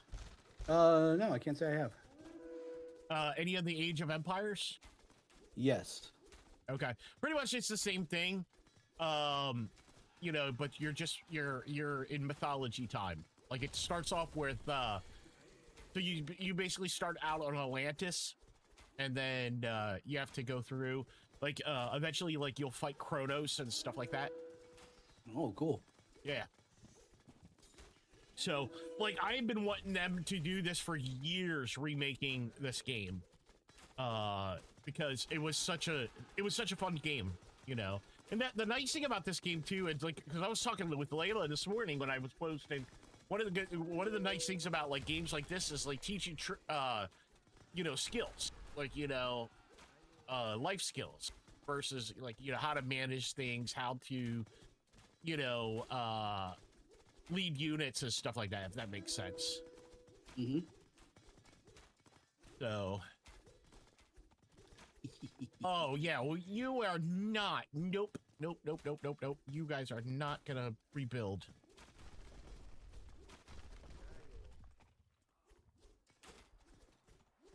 I am not letting you guys rebuild.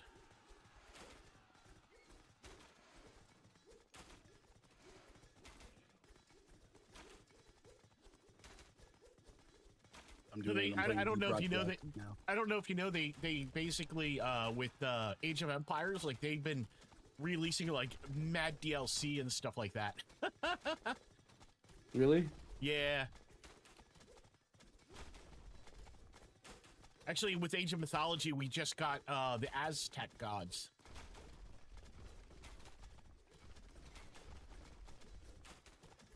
Man, I am just plowing through. Yeah, we're gonna take out their and then what I'm gonna do here. Yeah, watch this. We're gonna send that up there. I'm gonna send my units up there. PC audio is not picking up. Uh-oh. You can see it. Okay, I see it on my screen. Nothing else is picking up. Desktop audio, but not PC game audio. Am I not using... Oh, I forgot. I got to add the game to it. That's right. What are you playing? I bought Deep Rock Galactic. Oh, you did? Yeah, I just couldn't think of what else I wanted to play. So I was like, yeah, it's $9. I'll do it. I'll do it. What is this called? I need... Where is City Center? Okay, there we go. I am gonna build on their spot. I took it out. Now I'm gonna rebuild it. It's not that.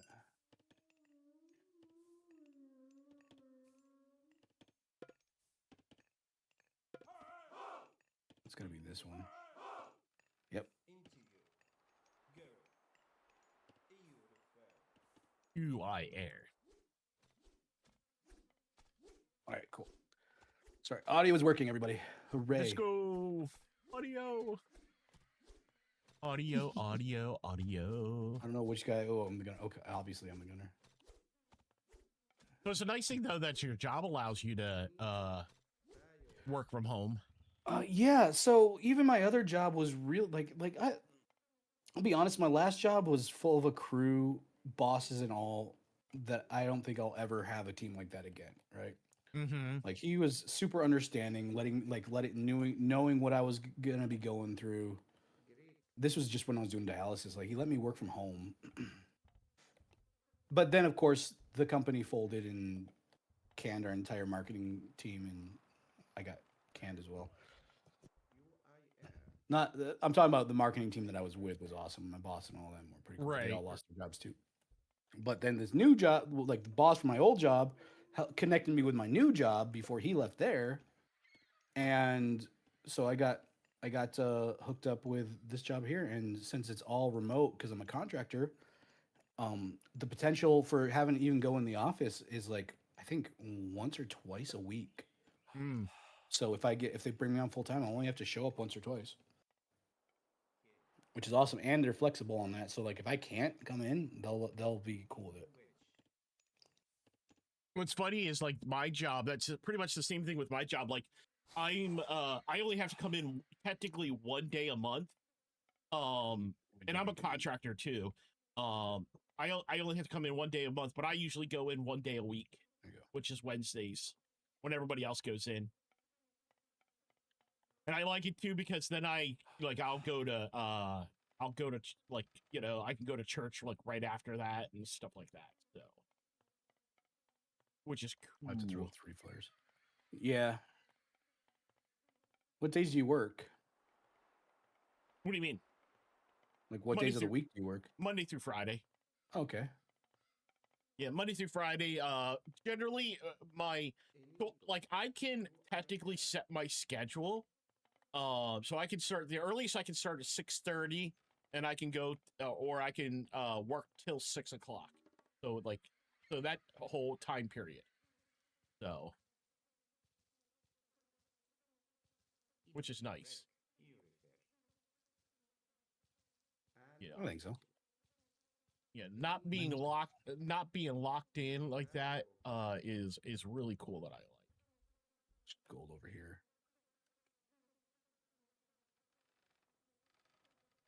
Great UIR. UIR. NTU. Gary.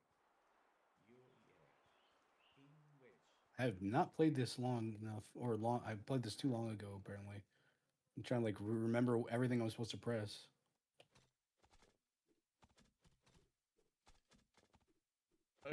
Capture the Osiris Peak card. Okay, so I gotta head back here. So, you know what? Have you ever played Heroes of Might and Magic? No. I got that on GOG the other day. I got because I used to play the third one a lot. I think I got when that I was as a little kid. Yeah, I think I got that like as a game, like free. Like I'm just as bad at it as I was then. I thought it was just because I was a kid. Like, I'll understand it better now. It's like, no, I really don't, but I want to. Oh, and I also ended up picking up the first and second Warcraft. Those were so much fun. I have. I'll have to let me pull up my first one is hard to play. It's like old school, like the controls are weird. Because I never played the first one until now, I guess.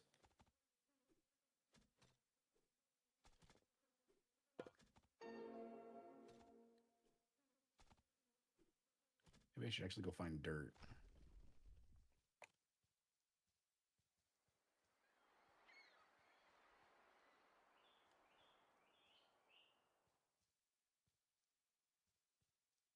Okay, come on. Am I coming back to the town there, buddy? Into you.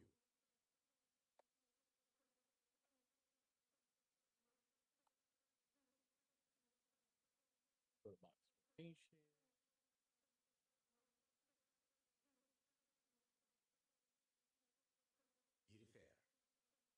All right, now. There you go.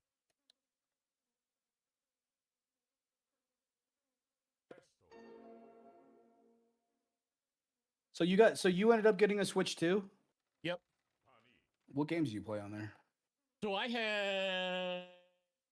have like a lot of different games. I play like I have like Mario Wonder. I have Pokemon Scarlet and Violet, Arceus. Like a lot of a lot of my PS1 stuff I moved, or my Switch 1 stuff I moved over to the Switch 2. So like okay. So like I have like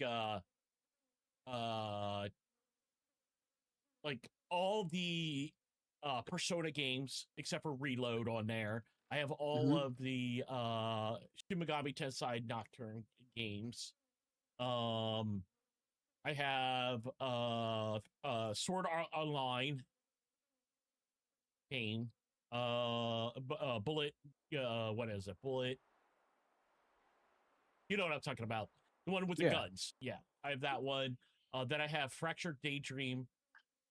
I have Kill la Kill.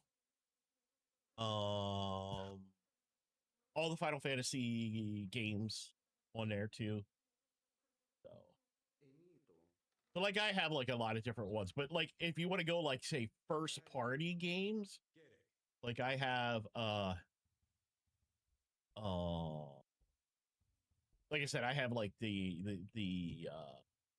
Mario, like Wonder, Odyssey, Super Mario U Deluxe, and stuff like that. If that makes sense.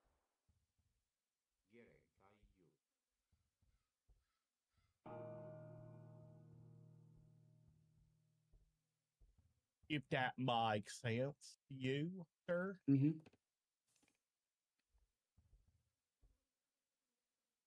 Okay. Seems like I'm never gonna say I'll never buy it. I'm just not really feeling like Right. throwing money their way. Well, right now, like And it's like they're not crying over me not giving them money. It's just that I just don't feel good about it.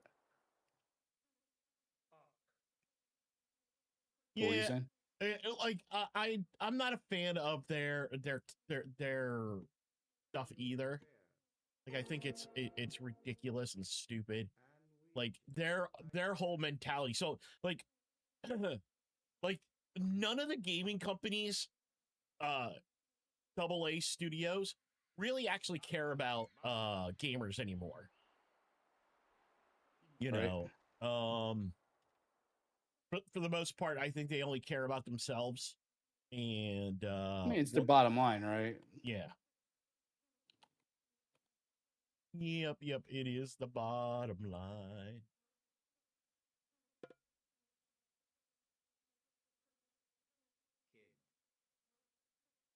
All right, build myself a lighthouse. Okay, now I need to drop.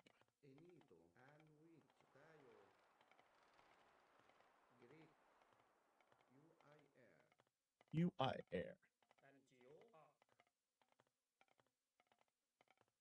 Any other?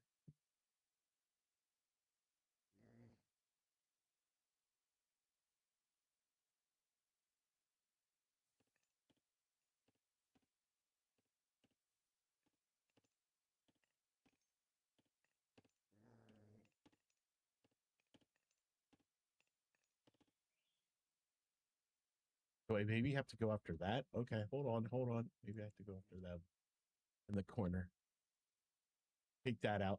Take that out. Take out their name. All I know is that whatever their next Zelda game is, I kind of hope that they just go back to the. I did not care for Breath of the Wild. Yeah, it's like I just want them to go back to the dungeon crawling experience that they used, and puzzle solving experience that they used to have. It just felt more fulfilling than whatever was in Breath of the Wild. Like I didn't care for Breath of the Wild. I actually also did not care for Wind Waker. You didn't like Wind Waker? Nope. Oh dang. Nope. I remember I initially didn't like it because I was upset. I was younger at the time, but I was upset like that we went from the models and style of Zelda from Ocarina of Time and Majora's Mask to whatever this cell shading stuff was. And when they first announced the new Zelda, they showed shots from whatever prototype they had was using like the original art style, and so that's what I thought we were getting. And then when I finally saw the release, I was like, what is this? But then I didn't mind it as much. I didn't own it, my brother did, but I did play it. But you didn't like it? No, I didn't care for it. You know, what's funny is because like I do like I always did like the NES version. Oh yeah, those are fun. And the Link to the Past is still one of my favorites. That's NES, but yeah. Yeah. All right.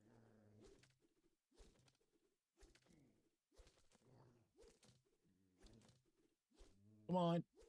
Come on. Oh, why isn't that ship attacking him? Oh, because it's I was pretty disappointed with Scarlet and Violet. Yeah, so I played them both, or I played them both. Like there was things I liked, but there is definitely a lot of stuff. Part of the problem I had was the issue I had was with on the Switch One and even on the OLED, like it just lagged really bad. Really? Yeah. Like I basically would get like I got to like halfway point in both games, like, and it just lagged. Like I would have to like every 5-10 minutes I would have to shut the game down. Ugh. So it got to the point where I just was so frustrated. I'm like, yeah, I'm done. If that makes sense. Yeah. Okay. I wish I could just enjoy things. I wish I could just enjoy things regardless. Yeah, I would agree. I wish we could too. Just, I don't ask for much. Yeah, like there are people that like one of my buddies. I'm not gonna say he loves the game, but he got through it quick and was like, yeah, no complaints. And I was like, really? Nothing? Like, okay. I do like the one thing I do like about it is I do like the fact of all of the I think the fact that they added like you're actually out in the forest and you have you actually have enough like there's enough Pokemon to actually fight. You know what I mean? Yeah. I actually like the starters in that one too.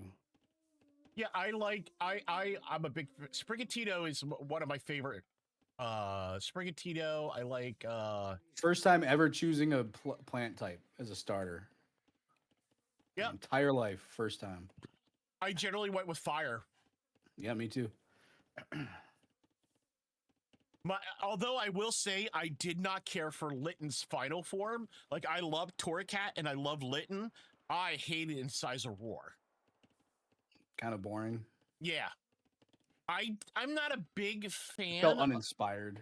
Yeah, like it felt like a generic. I'll be honest with you, it felt generic. But I mean, overall though, like there was there was a lot that I liked and a lot I didn't like. So, if that makes sense. If that makes sense.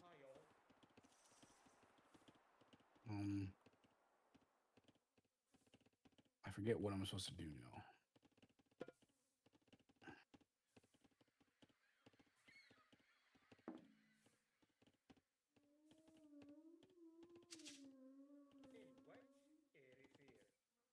All right, so I guess I'm gonna have to build my tactical force up here.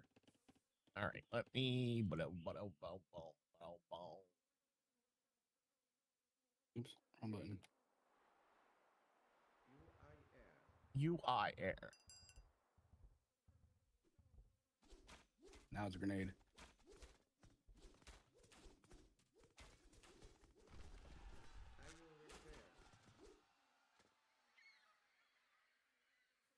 Oh, there we go.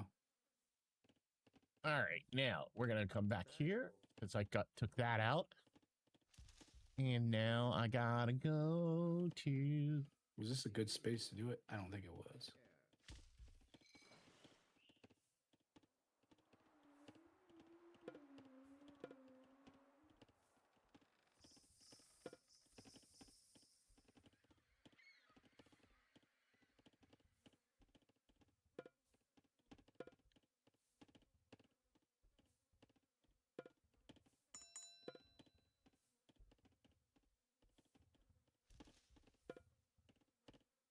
You know what game? I don't know. Do you have a PlayStation? I don't know if it was only PlayStation.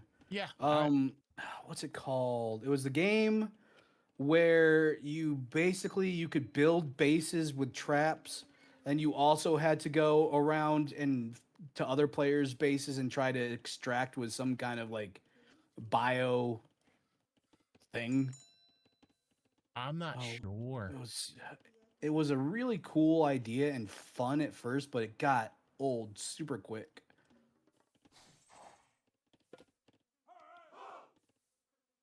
I need to open this, or does he need to get in there first? All right, now.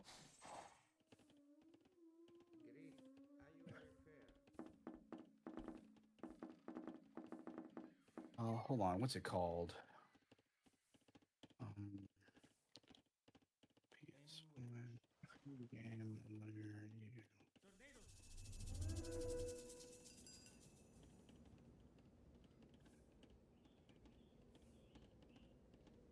Meet Your Maker. That was what it was called. Did you ever play Meet Your Maker? I have not. Nope. Me and my buddy had so much fun playing that for a little bit, but once we kind of maxed everything out, and it didn't take long to do, it got boring. Yeah, it's like we just stopped. We just both just cold turkeyed it. It was really weird. There's a PS3 game by Japan Studio called What's Japan Studios? So Japan. What is this? I know what Japan Studios. I'm kidding. Okay. It's gone. There was a game they made that I love. It's like The Last Guy. And basically you were a superhero fighting against all these zombies and stuff like that. And they had all these really cool things and stuff like that. It was actually pretty hard because they had like zombies that would trigger different things and stuff like that, you know. So it was pretty cool. It was pretty cool. You know, Japan Studios made such great little tiny games, you know. Dude, the destruction of so many great companies over the last few years, man. Yep. It's just so needless. It is completely. We will need a new renaissance, but we need the fall to happen first. We need new mass graves for ET games, so to speak.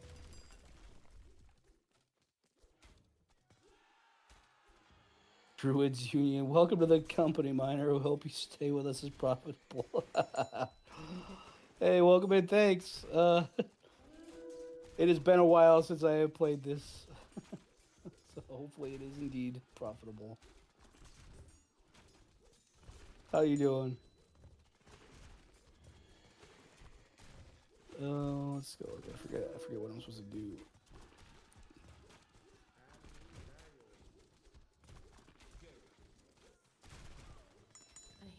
Am I just soloing this right now? I don't remember. I'm soloing it right now until I get my bearings back before I ruin somebody else's game. Yeah, because that's.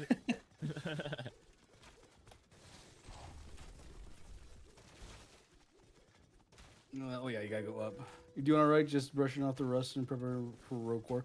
Yeah, like I have not played for a couple of years, I think, and I know a whole bunch of friends have been playing this a lot lately. So I'm feeling the same way. I need to get back into it.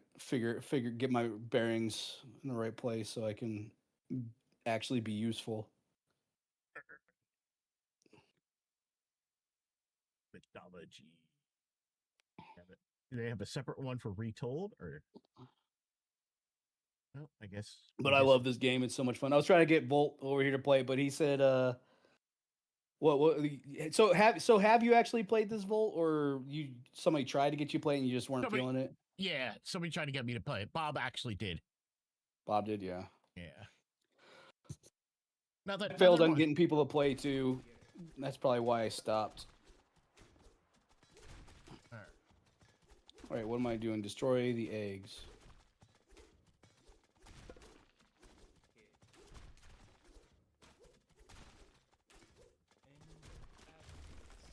I can do that.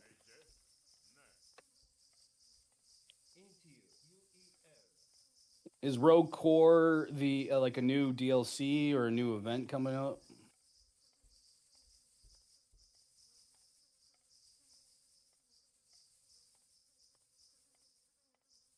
Ooh, they took out my transport. No. What button am I pressing here? 3. Oh no, there are my transports. Okay. Whew. Let's see here. If you need a spare dwarf at any point and are on Steam, I'm in your company mandate. I'm your company mandate Graybeard. I'm gonna be hanging out for a while either. No pressure to let you join. Oh, right on. I appreciate you. UI air. Probably just add you anyways.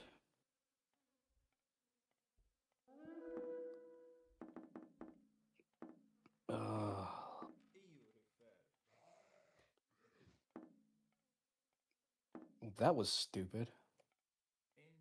Rocore is a Deep Rock Galactic's latest title, launching in the public in low days. A roguelike format. Oh, that kind of sounds cool. Do I not have another?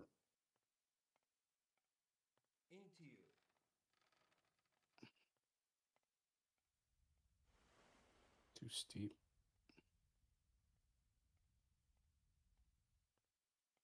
I probably should have gone that way. All right. Now That sounds like fun. All right, let's try not falling. I'm trying to kill myself here.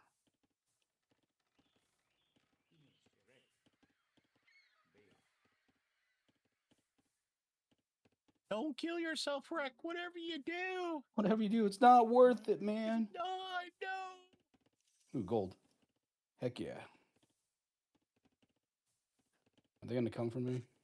No, they're not.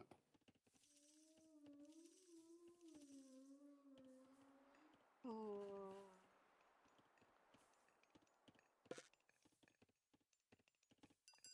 I don't need that. Get over here. Carrier pigeon time. Let's see. I got a lone guy up here building Is it your guy?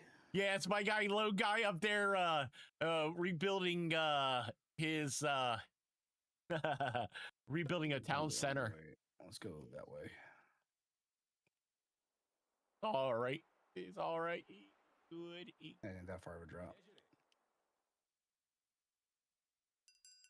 Nah.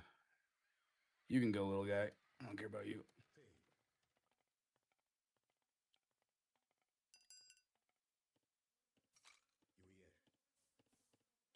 So I was close.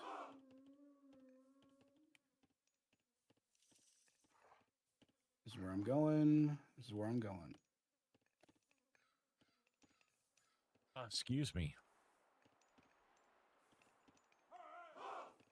Probably not very helpful. All right.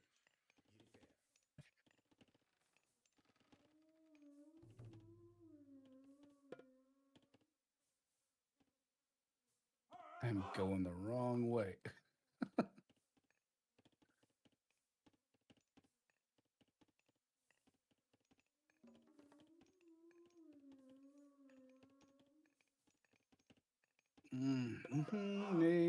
Yeah, I might end up, if you guys are doing that, I might add you on Steam anyways, and maybe I can hop on because I just bought this game and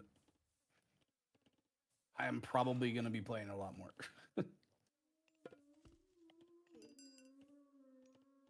So having people already in it is going to be helpful. Since Volt doesn't want to help me. Sorry. Sorry.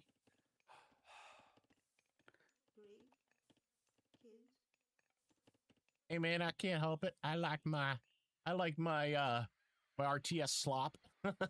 hey, there's nothing wrong with RTS, man. I don't know. I do like the old school ones, but I haven't played any newer ones. I'll be honest with you. Like I love the Age of Mythology, like the Age of Empires, Age of Mythology ones. and I like I really would like a good remaster of StarCraft. And StarCraft, those are good days. Yep. The other one I really like is Star Wars Battleground. Have you ever played that one? Dude, I haven't played that in so long. That was a fun one. That's a lot like Age of Empires, isn't Yep. it? Yep. Yeah.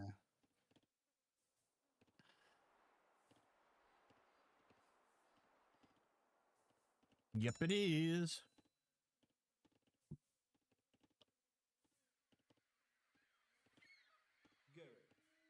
All right, now, so we're going to move over here, and then we're going to take these guys, drag them in here.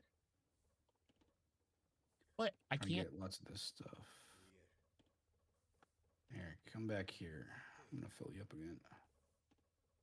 Fill you up. Get all your stuff in there. You're telling me I cannot take siege units with me on a transport? What is this heresy?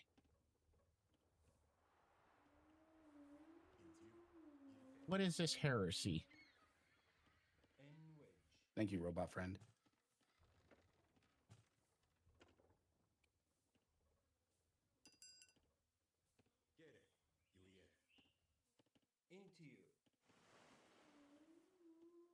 Like, why are you not? Okay, come on.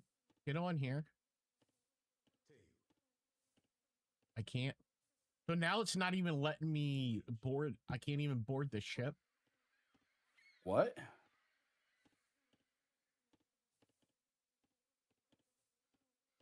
That's weird. This one hero isn't letting me board the ship. Maybe he has to stay in the town. There's not just glitched. Oh, weird.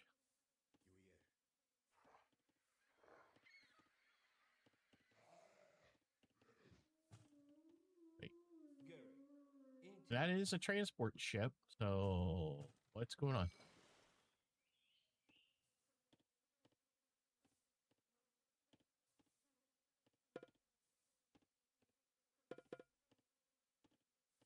All right, so I guess that I will do.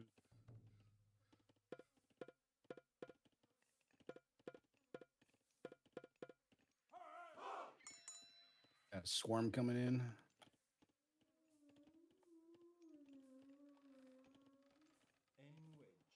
And you what? Oh.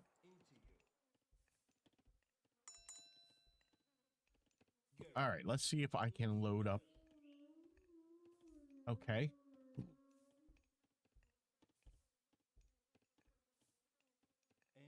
I don't see anybody. That's weird.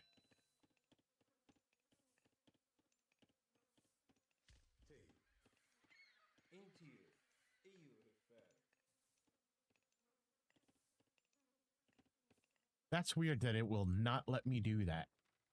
Okay. I don't know who this potential spam guy is. He needs to stop calling me. Yeah, you tell him. Yeah. Yeah, you tell him. You tell that person.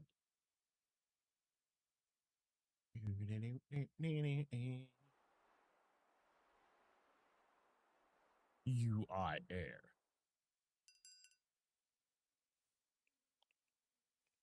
Oh, I forgot about that. Okay. Maybe I have to. Okay. So maybe, just maybe, I have to do it this way. Let me do that. Okay. We're going to send them down here to here.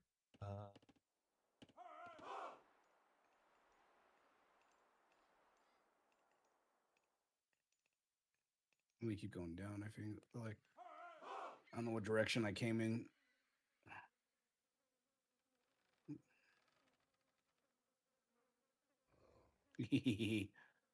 Oh.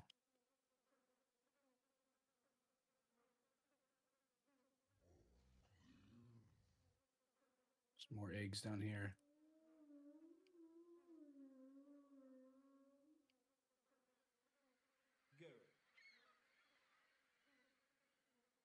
And I can get more of this stuff.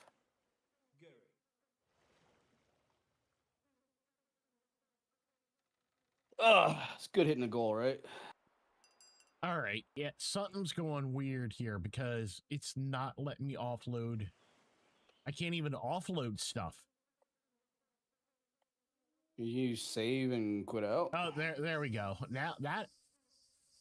Okay. So I was able to offload. Okay. All right. So we'll send that over there. We'll send that there. Send that there. We'll send that there. Send that there. Send that there. And we'll send that there. Send that there. Send that there. And all right. Go up a bit. Bring them in. Boom. All right.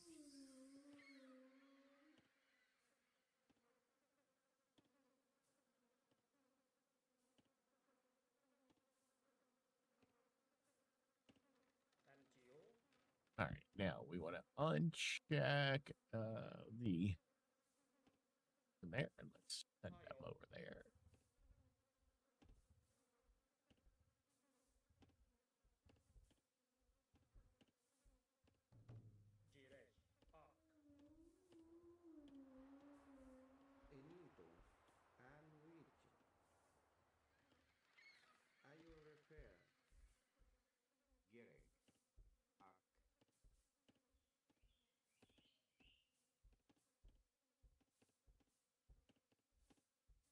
All right, buddy.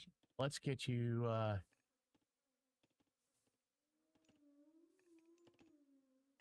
let's get you working. Now. All righty. Oh yeah, you gotta buy ammo.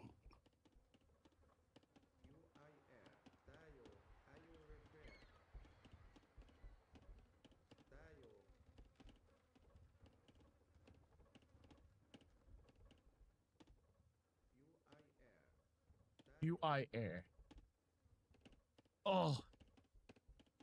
That was 6:15. What time is it? Is there study tonight? Yeah. It started at 6. So, alrighty. I think I'm going to end the stream here. Okay. So, guys, thank you very much. Who should We we should probably do the giveaway. Sorry, you sign off. Yep. I got to see who I'm going to read out to. So, I do apologize about having all these issues. They're addressed now. Why isn't it letting me? Why isn't it letting me follow? There we go. Okay. Who should we read out? Golf Gully, Catherine Naomi. She's still on? Yep. I think I'll read into Cat.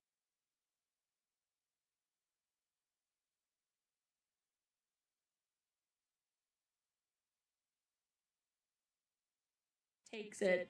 So I have it. I just haven't. Wise choice. I have not streamed over there. Okay, but you're down there, so maybe. Hold on a second.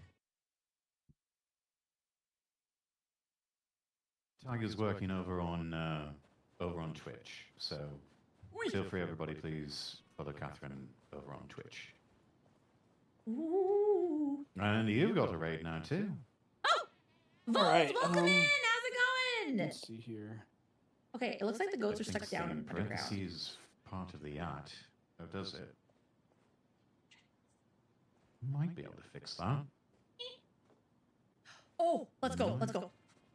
I got it. Let's see if we can. Up. All right, Wow, Ricky, I can't I'll believe check you you- later. Yes. Yes, We're sir. so good, Rex. Okay. We're so good.